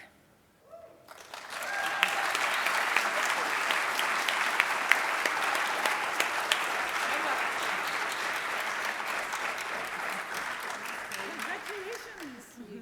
Come on over here so everybody can see you.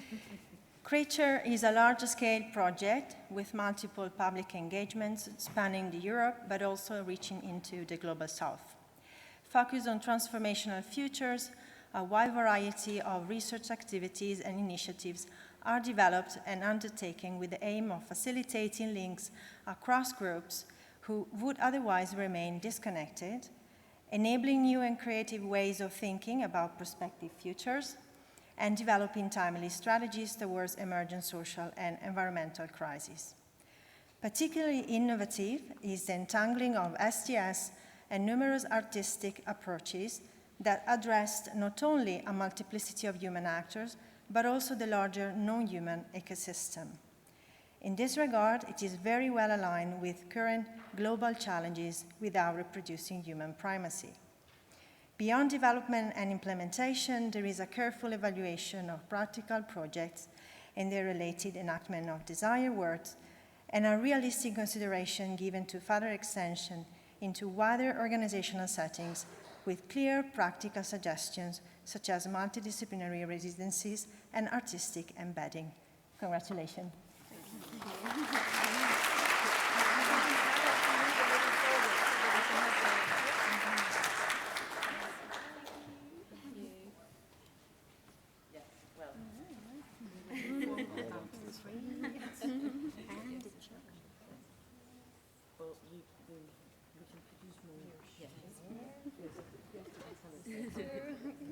Could you maybe so we can have the photo. A big group. You're also Yes. Stay with you.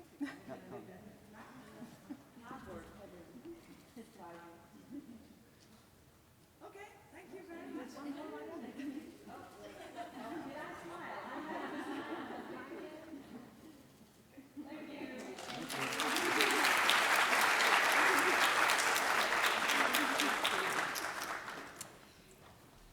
So that concludes the EAST Awards. So now I'm going to leave the floor to Anne Pollock, the president of 4S. Welcome, Anne.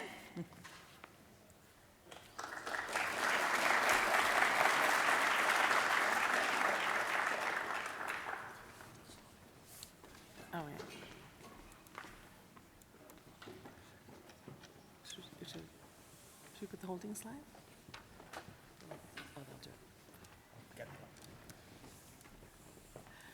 All right, so thank you so much for taking the time out of your sunny Thursday afternoon before the Forest Festival to gather and celebrate those who have really made incredible accomplishments in the field of STS. So, and I know that the EAST Prize winners as well also appreciate that.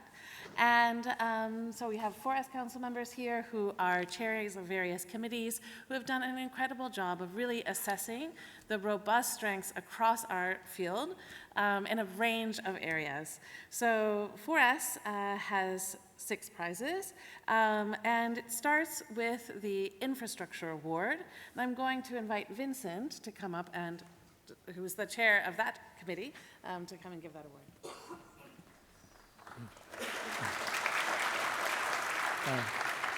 Thank you, Anne. The STS Infrastructure Award is awarded annually to recognize exemplary initiative to build and maintain infrastructure supporting science and technology studies. This year's winners are the EASST4S editorial collective for the journal Engaging Science, Technology, and Society.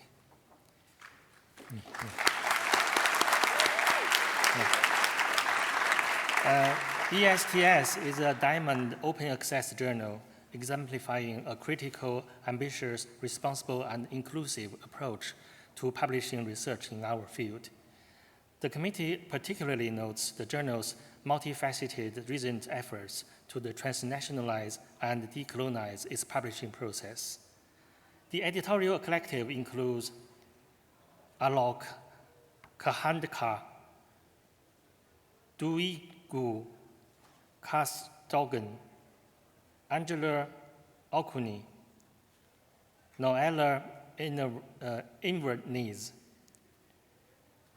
Emily York, Clement Drino, Federico Wazin, Amanda Window, and Tim Schutz. Congratulations to them.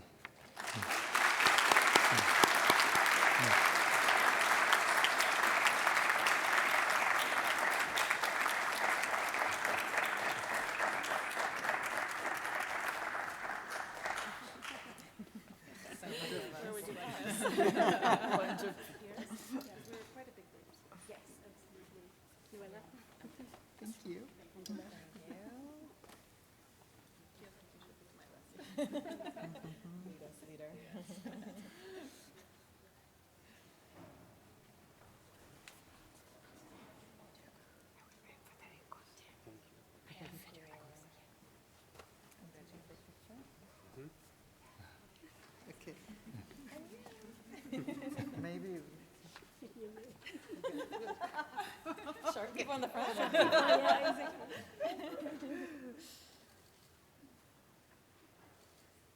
Nice. Thank you.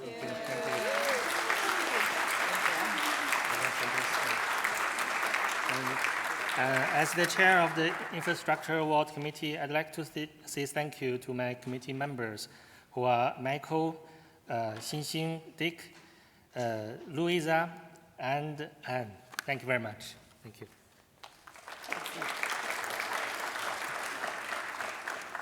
So the next set of prizes are ones that are awarded for activities that take place here at the conference each year. And we'll be awarding both last year's and this year's for the 2023 and 2023 and 2024 Making and Doing prizes. So there are 3 award-winning projects, which will be presented by the chair of the awards committee, Yelena Guzman.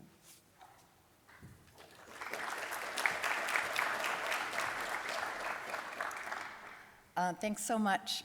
For the last 10 years, well, no, 9 years. Next year will be the 10th year of Making and Doing, which has been a wonderful space for showcasing STS knowledge production beyond papers and books. Although we love papers and books, we're also very interested in participatory frameworks, in projects that stress the sensorial, the experimental.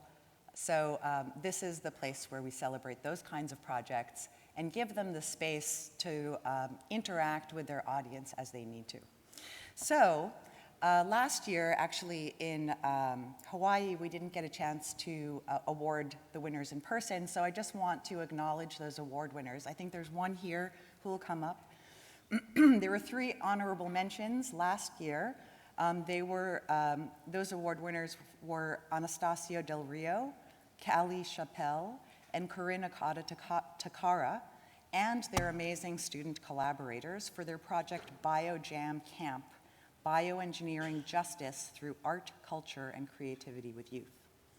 The second honorable mention was to Lachlan Jane for her recasting of archives in her project An Apocrypha of Drowning, 4 medals on the history of drowning.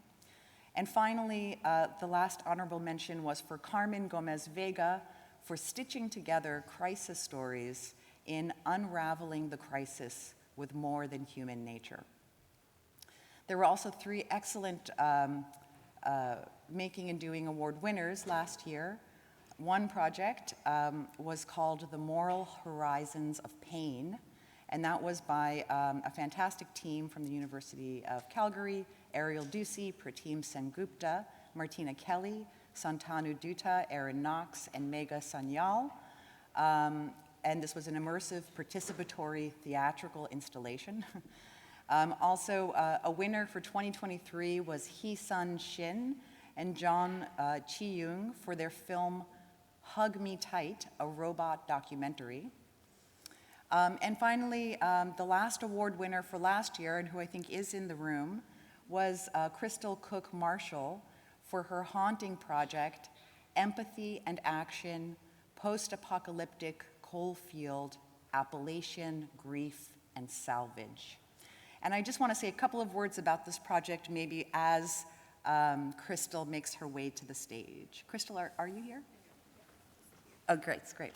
So this extraordinary performance installation established an authentic space to grieve within the Making and Doing session, inviting attendees to sit with, and if they chose, to smash pieces of coal while hearing histories of places and people destroyed in equal parts by coal mine and apathy. In doing so, the project invited us to glean a post-apocalyptic future through the canaries in the coal mine of past and ongoing apocalypses.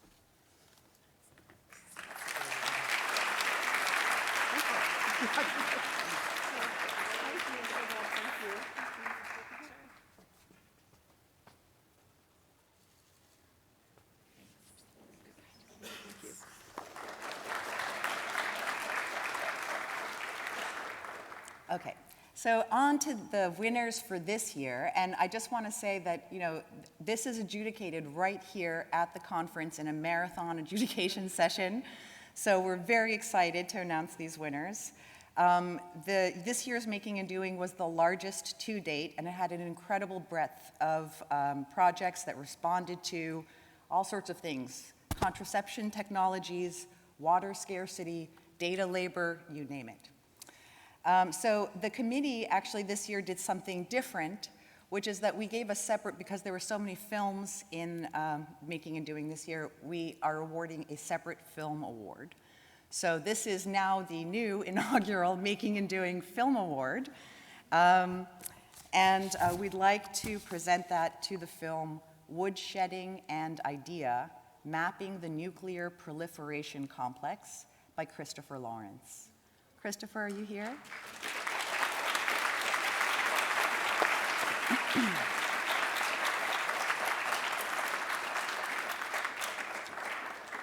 And as Christopher makes his way to the stage, I'll just say a few words about the film.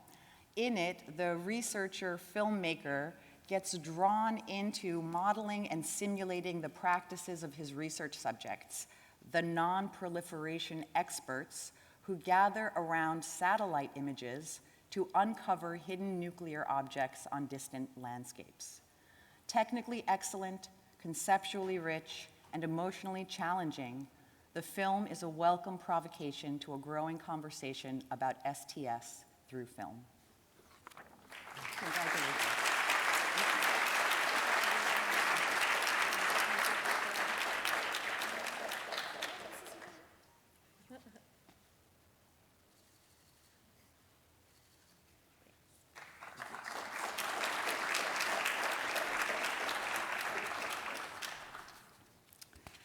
Okay, so on to the Making and Doing Award proper, for which I'll start with just acknowledging our wonderful honorable mentions. I won't invite them up to the stage, but if you're here, I will ask you to stand up and take a round of applause. So honorable mentions, the first one is to Griffin Fadalin, Emma Germano, Mohammed Zaidi, and Maddie Whitman for their wonderful project, Seeing Like a School. Are you here? Yes, there we have one.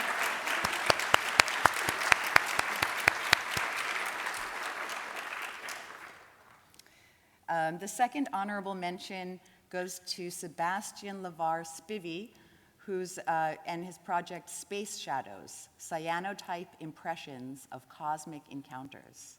Sebastian, are you here? I think no, okay. So without further ado, I know you're all on the edge of your seats. The Making and Doing Award winners for 2024, we're going to start with Anne Steele and Mirko Febo for Elegies for Oil Spills, which is part of a larger project, Poetic Tactics to Counter Extraction. Please come up to the stage, Anne and Mirko.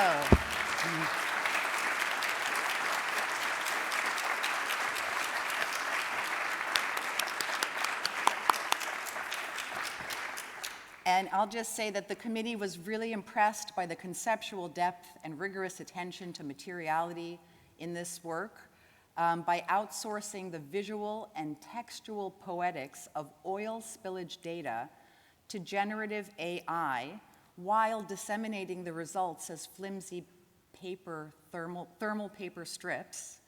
The method becomes a mirror of its object. Can either of these processes be controlled? Thank you for your wonderful work.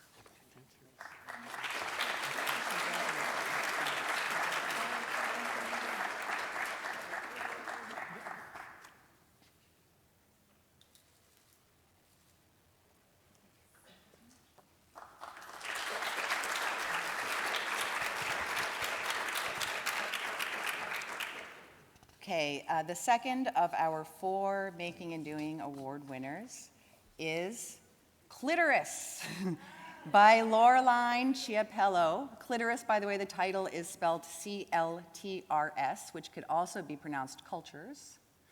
This project by foregrounding glitches produced by misalignments between content and game engine, as well as between player expectations and experience. This original video game playfully invites a discussion of a taboo subject, the clitoris, through which it reveals the gendered socio-technical signature of putatively universal tools for creativity. Congratulations.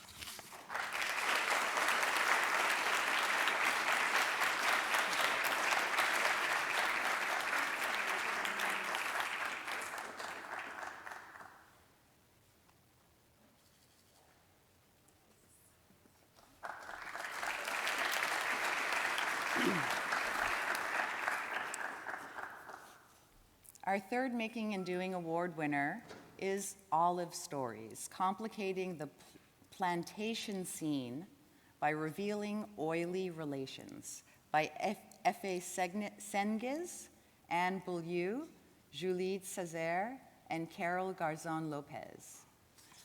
Are you here? I invite you to come up to the stage.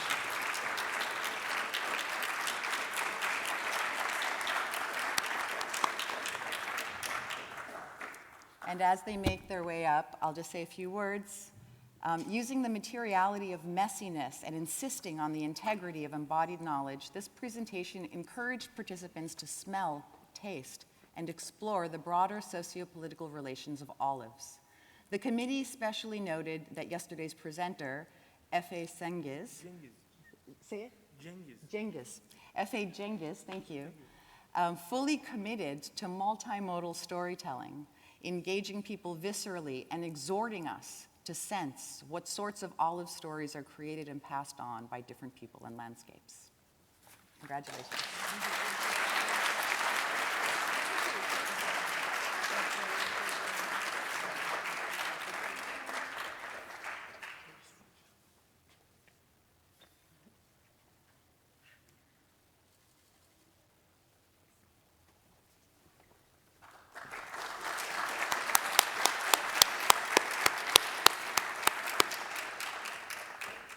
And our final award winner for 2024 is a project called STS Teachbook, Making Recipes for Critical Pedagogies in Undergraduate Education, by Emily York, Marissa Brandt, Shannon N. Conley, Megan Halpern, Nicole Mogul, Elizabeth Reddy, Marie Stetler-Klein, and David Tomblin. Please come on up to the stage. Second time on the stage, eh? Congratulations, congratulations. And I'll just say a few words that the STS Teachbook reconceptualizes the STS textbook as a cookbook. Inviting conference attendees to contribute their recipes, the project foregrounds multiplicity, community, and embodied tacit knowledges in our pedagogical practices. The seemingly simple proposition made here through carefully designed recipe cards and storage boxes invites us to treat the classroom in the lineage of feminist praxis. Congratulations.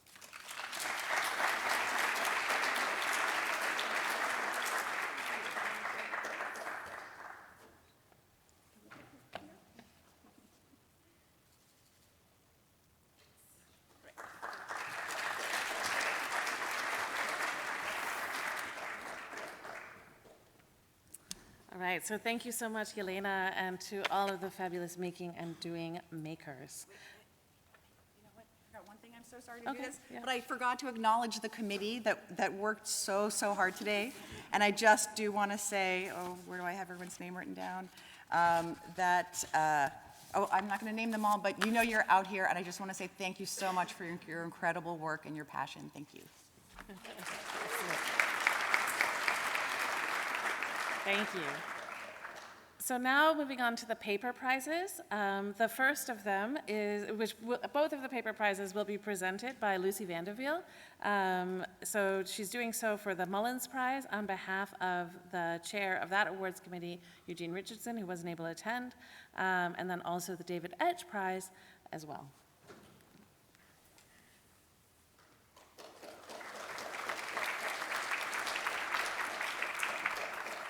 Hello, everyone. It's my honor to present the Nicholas C. Mullins Prize 2004. Oh no, 2024. Goodness, we're running into the future. So the Nicholas C. Mullins Prize is awarded annually for exemplary graduate student scholarship in science and technology studies, and it can be published or unpublished, paper or chapter. So today, the committee, I've heard, had a really difficult time choosing, so we have two honorable mentions. Again, if they're in the audience, they can stand up, and then we can applaud them. If not, we just applaud them in absence. The first one is called Chelsea Barbas for Refusal in Data Ethics, Reimagining the Code Behind the Code of Computation in the Carceral State, which was published in the journal Engaging Science, Technology and Society, EASST4S. So congratulations.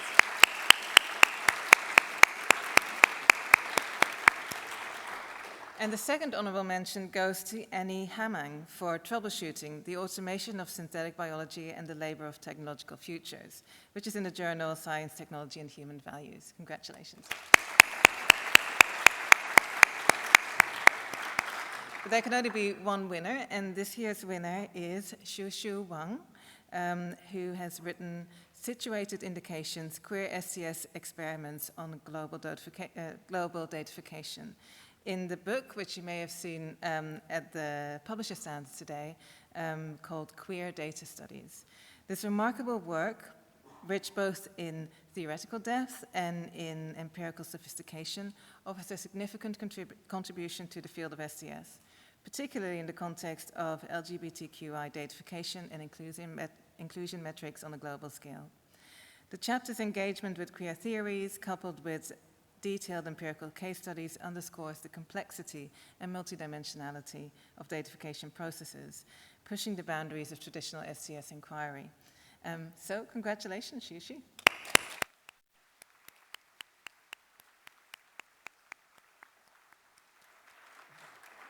And I would like to thank the committee, which was indeed chaired by Eugene Richardson, but also had the pleasure of including Anita Mayumdar, Lisette Young, who's here in the audience, Puya Saper, and Raphael Frankfurt. So thank you all for your work. And then we have another prize, the David Edge Prize of 2024. The David Edge Prize is awarded annually for outstanding peer-reviewed articles or book chapters in science and technology studies. And we would like to acknowledge one honorable mention for this. And again, if they're in the audience, do stand up. And this is an honorable mention for Daniel Green's amazing article, Landlords of the Internet, Big Data and Big Real Estate. It was published in the Social Studies of Science journal, and we learned a lot about the invisible material infrastructures of the Internet, and I'd really recommend that you read it, Landlords of the Internet. But we also have a winner. And this year's winner of the David Edge Prize is Taylor M. Moore's article, An Unnatural History, Tracing the Magical Rhinoceros Horn in Egypt, which was published in the journal EASST4S, the Journal of the History of Science Society.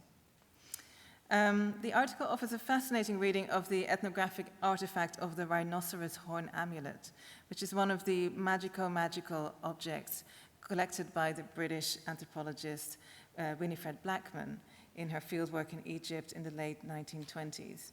And it's held at the Pitt Rivers Museum in Oxford. So what our winner, Taylor M. Moore, did with this object is that she read it as a window onto the yet unwritten social histories of the trans-Saharan slave trade and the healing and divining work of Sudanese wise women, all set against the backdrop of Egypt's imperial pursuits in East Africa, highlighting a lot of unwritten history so far. So we were very impressed by this work, and again, we would recommend that you spend your time reading it. So let's give her a round of applause.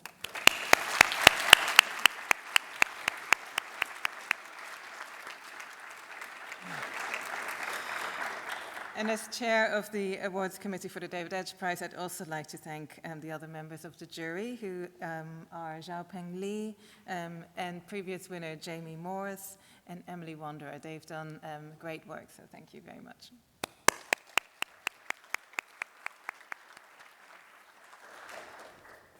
Thank you, Lucy. So now going on to the book prizes.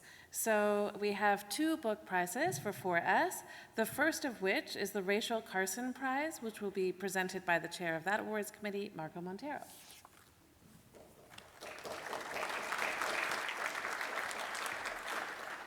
Thank you, everybody. So it was my honor to chair the Rachel Carson Prize this year. The Carson Prize is awarded annually for a book in science and technology studies, which makes an important contribution to public debate or social change and has distinctive societal and political relevance. So first acknowledging the finalists of the prize. Arcelie Dokumachi, activist affordances, How Disabled People Improvise More Habitable Worlds by Duke University. Yaya Kini, Making Gabies, Queer Reproduction, Multiracial Feelings, published by Duke University. Ryo Morimoto, Nuclear Ghost, Nuclear Ghosts, Atomic Livelihoods in Fukushima's Gray Zone by University of California Press. Tamar Novik, Milk and Honey, Technologies of Plenty in the Making of a Holy Land by MIT Press, 2023. Finally, Ashley Hsu, Against Techno-Ableism, Rethinking Who Needs Improvement by W.W. Norton Company. We had 2 honorable mentions. First, Laura Martin, Wild by Design, The Rise of Ecological Restoration by Harvard University Press.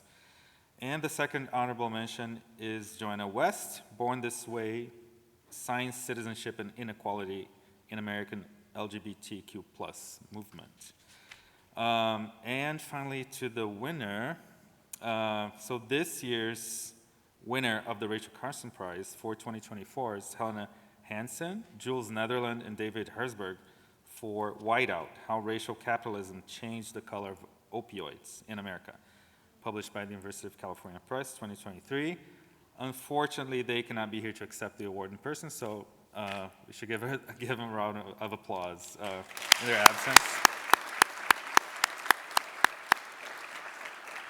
So Whiteout is a brilliant example of the possibilities of politically relevant, collaborative, interdisciplinary work across STS, social sciences, psychiatry, and policy, drawing on extensive data collection by 3 leading experts in their fields: an addiction psychiatrist and anthropologist, a sociologist and policy advocate, and a drug historian.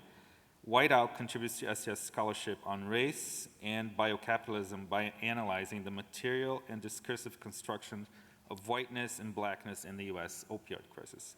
It's an amazing book. We had 54 submissions. It was very hard to decide, but this one stood out a lot. And as chair, finally, I'd like to thank the committee, Melissa Creary, Monami Haynes, Janai Osden-Schilling, and Vivian Choi. Thank you so much.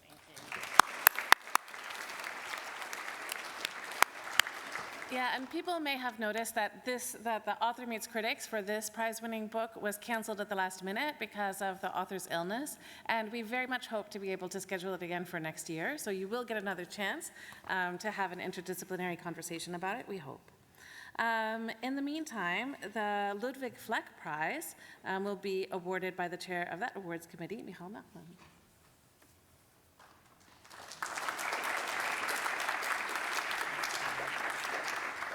It's my pleasure to award this year's Ludwig Fleck Prize. This prize is awarded annually for an exemplary book in science and technology studies that contributes to the global STS community based on solid, empirical, or theoretical research, a creative methodology, and/or an innovative transnational perspective. This year's winner is here. The winner of the Ludwig Fleck Prize 2024 is Shannon Cram. And while she makes her way to the stage, I'll just say a few words about the book. Her book, Unmaking the Bomb, from University of California Press 2023, is so moving, beautifully written, and so important. Subtitled Environmental Cleanup and the Politics of Impossibility, it's the story of the decommissioned Hanford nuclear complex, or more generally, the problem of nuclear waste and a post-nuclear future, the after to atomic violence. It is a personal, political story that takes ambiguity and contradiction not as things to be resolved, but as openings to critical engagement and to action in and through impossibility. So, there you are. I was looking for her over there. So, Shannon, congratulations.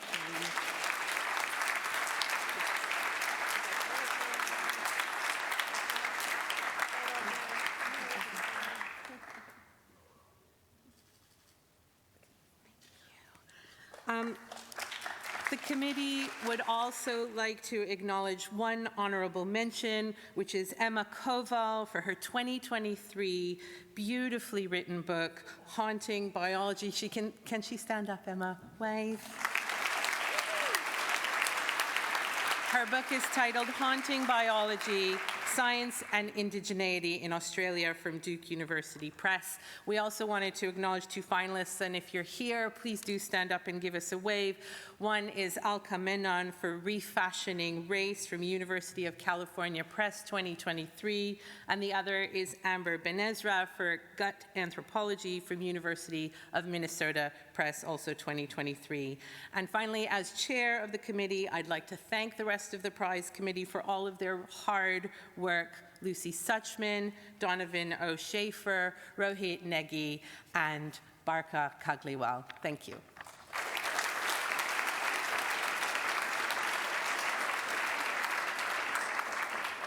Excellent. And so then the final prize that we have is the Bernal Prize. And I hope that many of you were able to hear the Bernal lectures earlier this morning.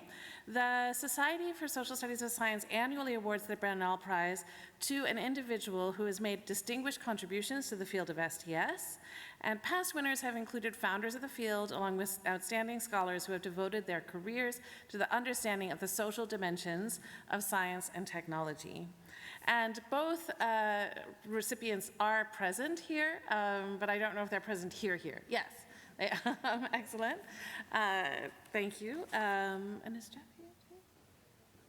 Oh, excellent. Great. So you can, as you make your way on up to the stage, I can say, so we have, as we have for the past few years, we have 2 prize winners for the Bernal Prize. The first of whom is Anne-Marie Moll, who is...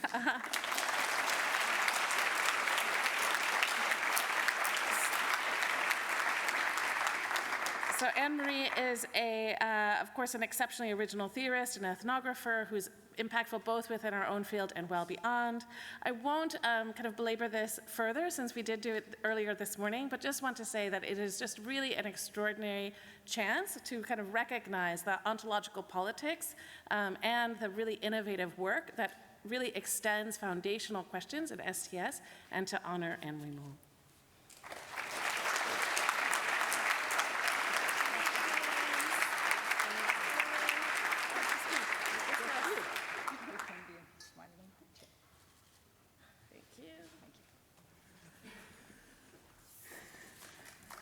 Excellent. And finally, last but not at all least, is the second winner of the prize, which is Jeffrey C. Bowker, Professor Emeritus in the Department of Informatics at the University of California at Irvine. And so similarly, I won't be able to kind of recapitulate all of the important work that he's done around infrastructure and understanding our information technology environment that he's really helped us to understand from its start. But I was really struck, even in the theme plenary, that again, this work is being invoked as really foundational for our field and continues to do work that is setting this agenda in the kind of infrastructure and information space. So congratulations to him.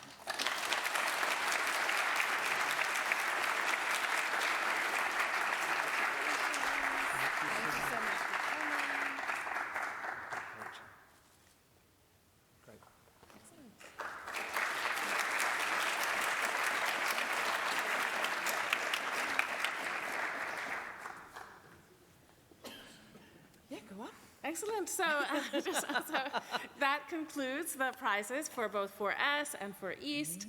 And I suppose on behalf of both Maya and myself, I would really like to thank all of you for the excellent work that makes the committee's work very difficult but very rewarding in finding such extraordinary multimedia and diverse ranges of work to award. Yeah. Anything else you'd like to add? No, I think we should get on to the last point now so we can get on to the party. Yes. So, the last thing that we would like to do is, we've said it already in various places, but we'd actually like to recognize some of all that really, really hard work that went into making this conference such a success that we think it's been so far. And of course, we can't thank everybody because there's so many people that's been involved, done such a great job. Maybe we should start by giving everybody a hand first.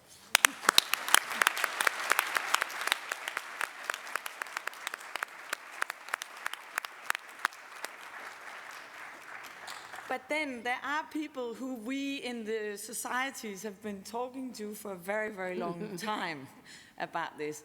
So we want to invite 5 people onto the stage to give them a little thank you thing. But it's also, you're also symbols of all the people that we want to thank. But could we have Tern and Michael, the 2 co-chairs of the organizing committee, up here?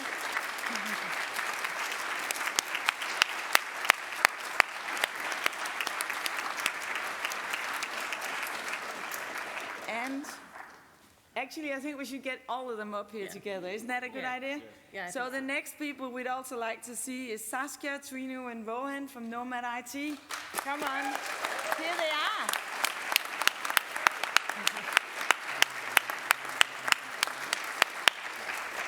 Can you have the local organizing committee stand? We can. That's a very good idea. Can we have the local organizing committee stand up so we can also give them all a round of applause? The ones who are in here, yes.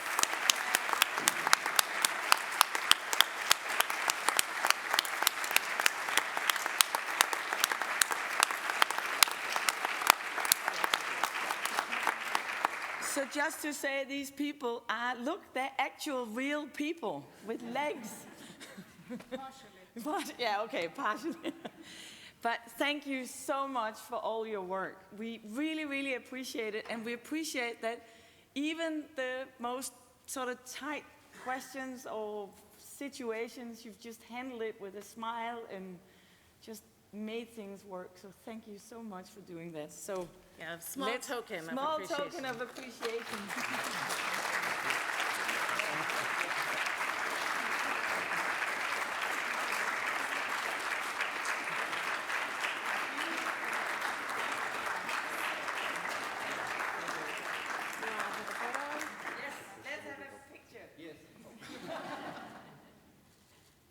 Thank you. Thank you. Do you want to say something? The local organizing committee looks so small because everybody else is preparing your party. So let's go there. Yeah, isn't that what we're going to say now? Yes, let's go party. And you know what you got to do. Thank you so much. Thank you so much.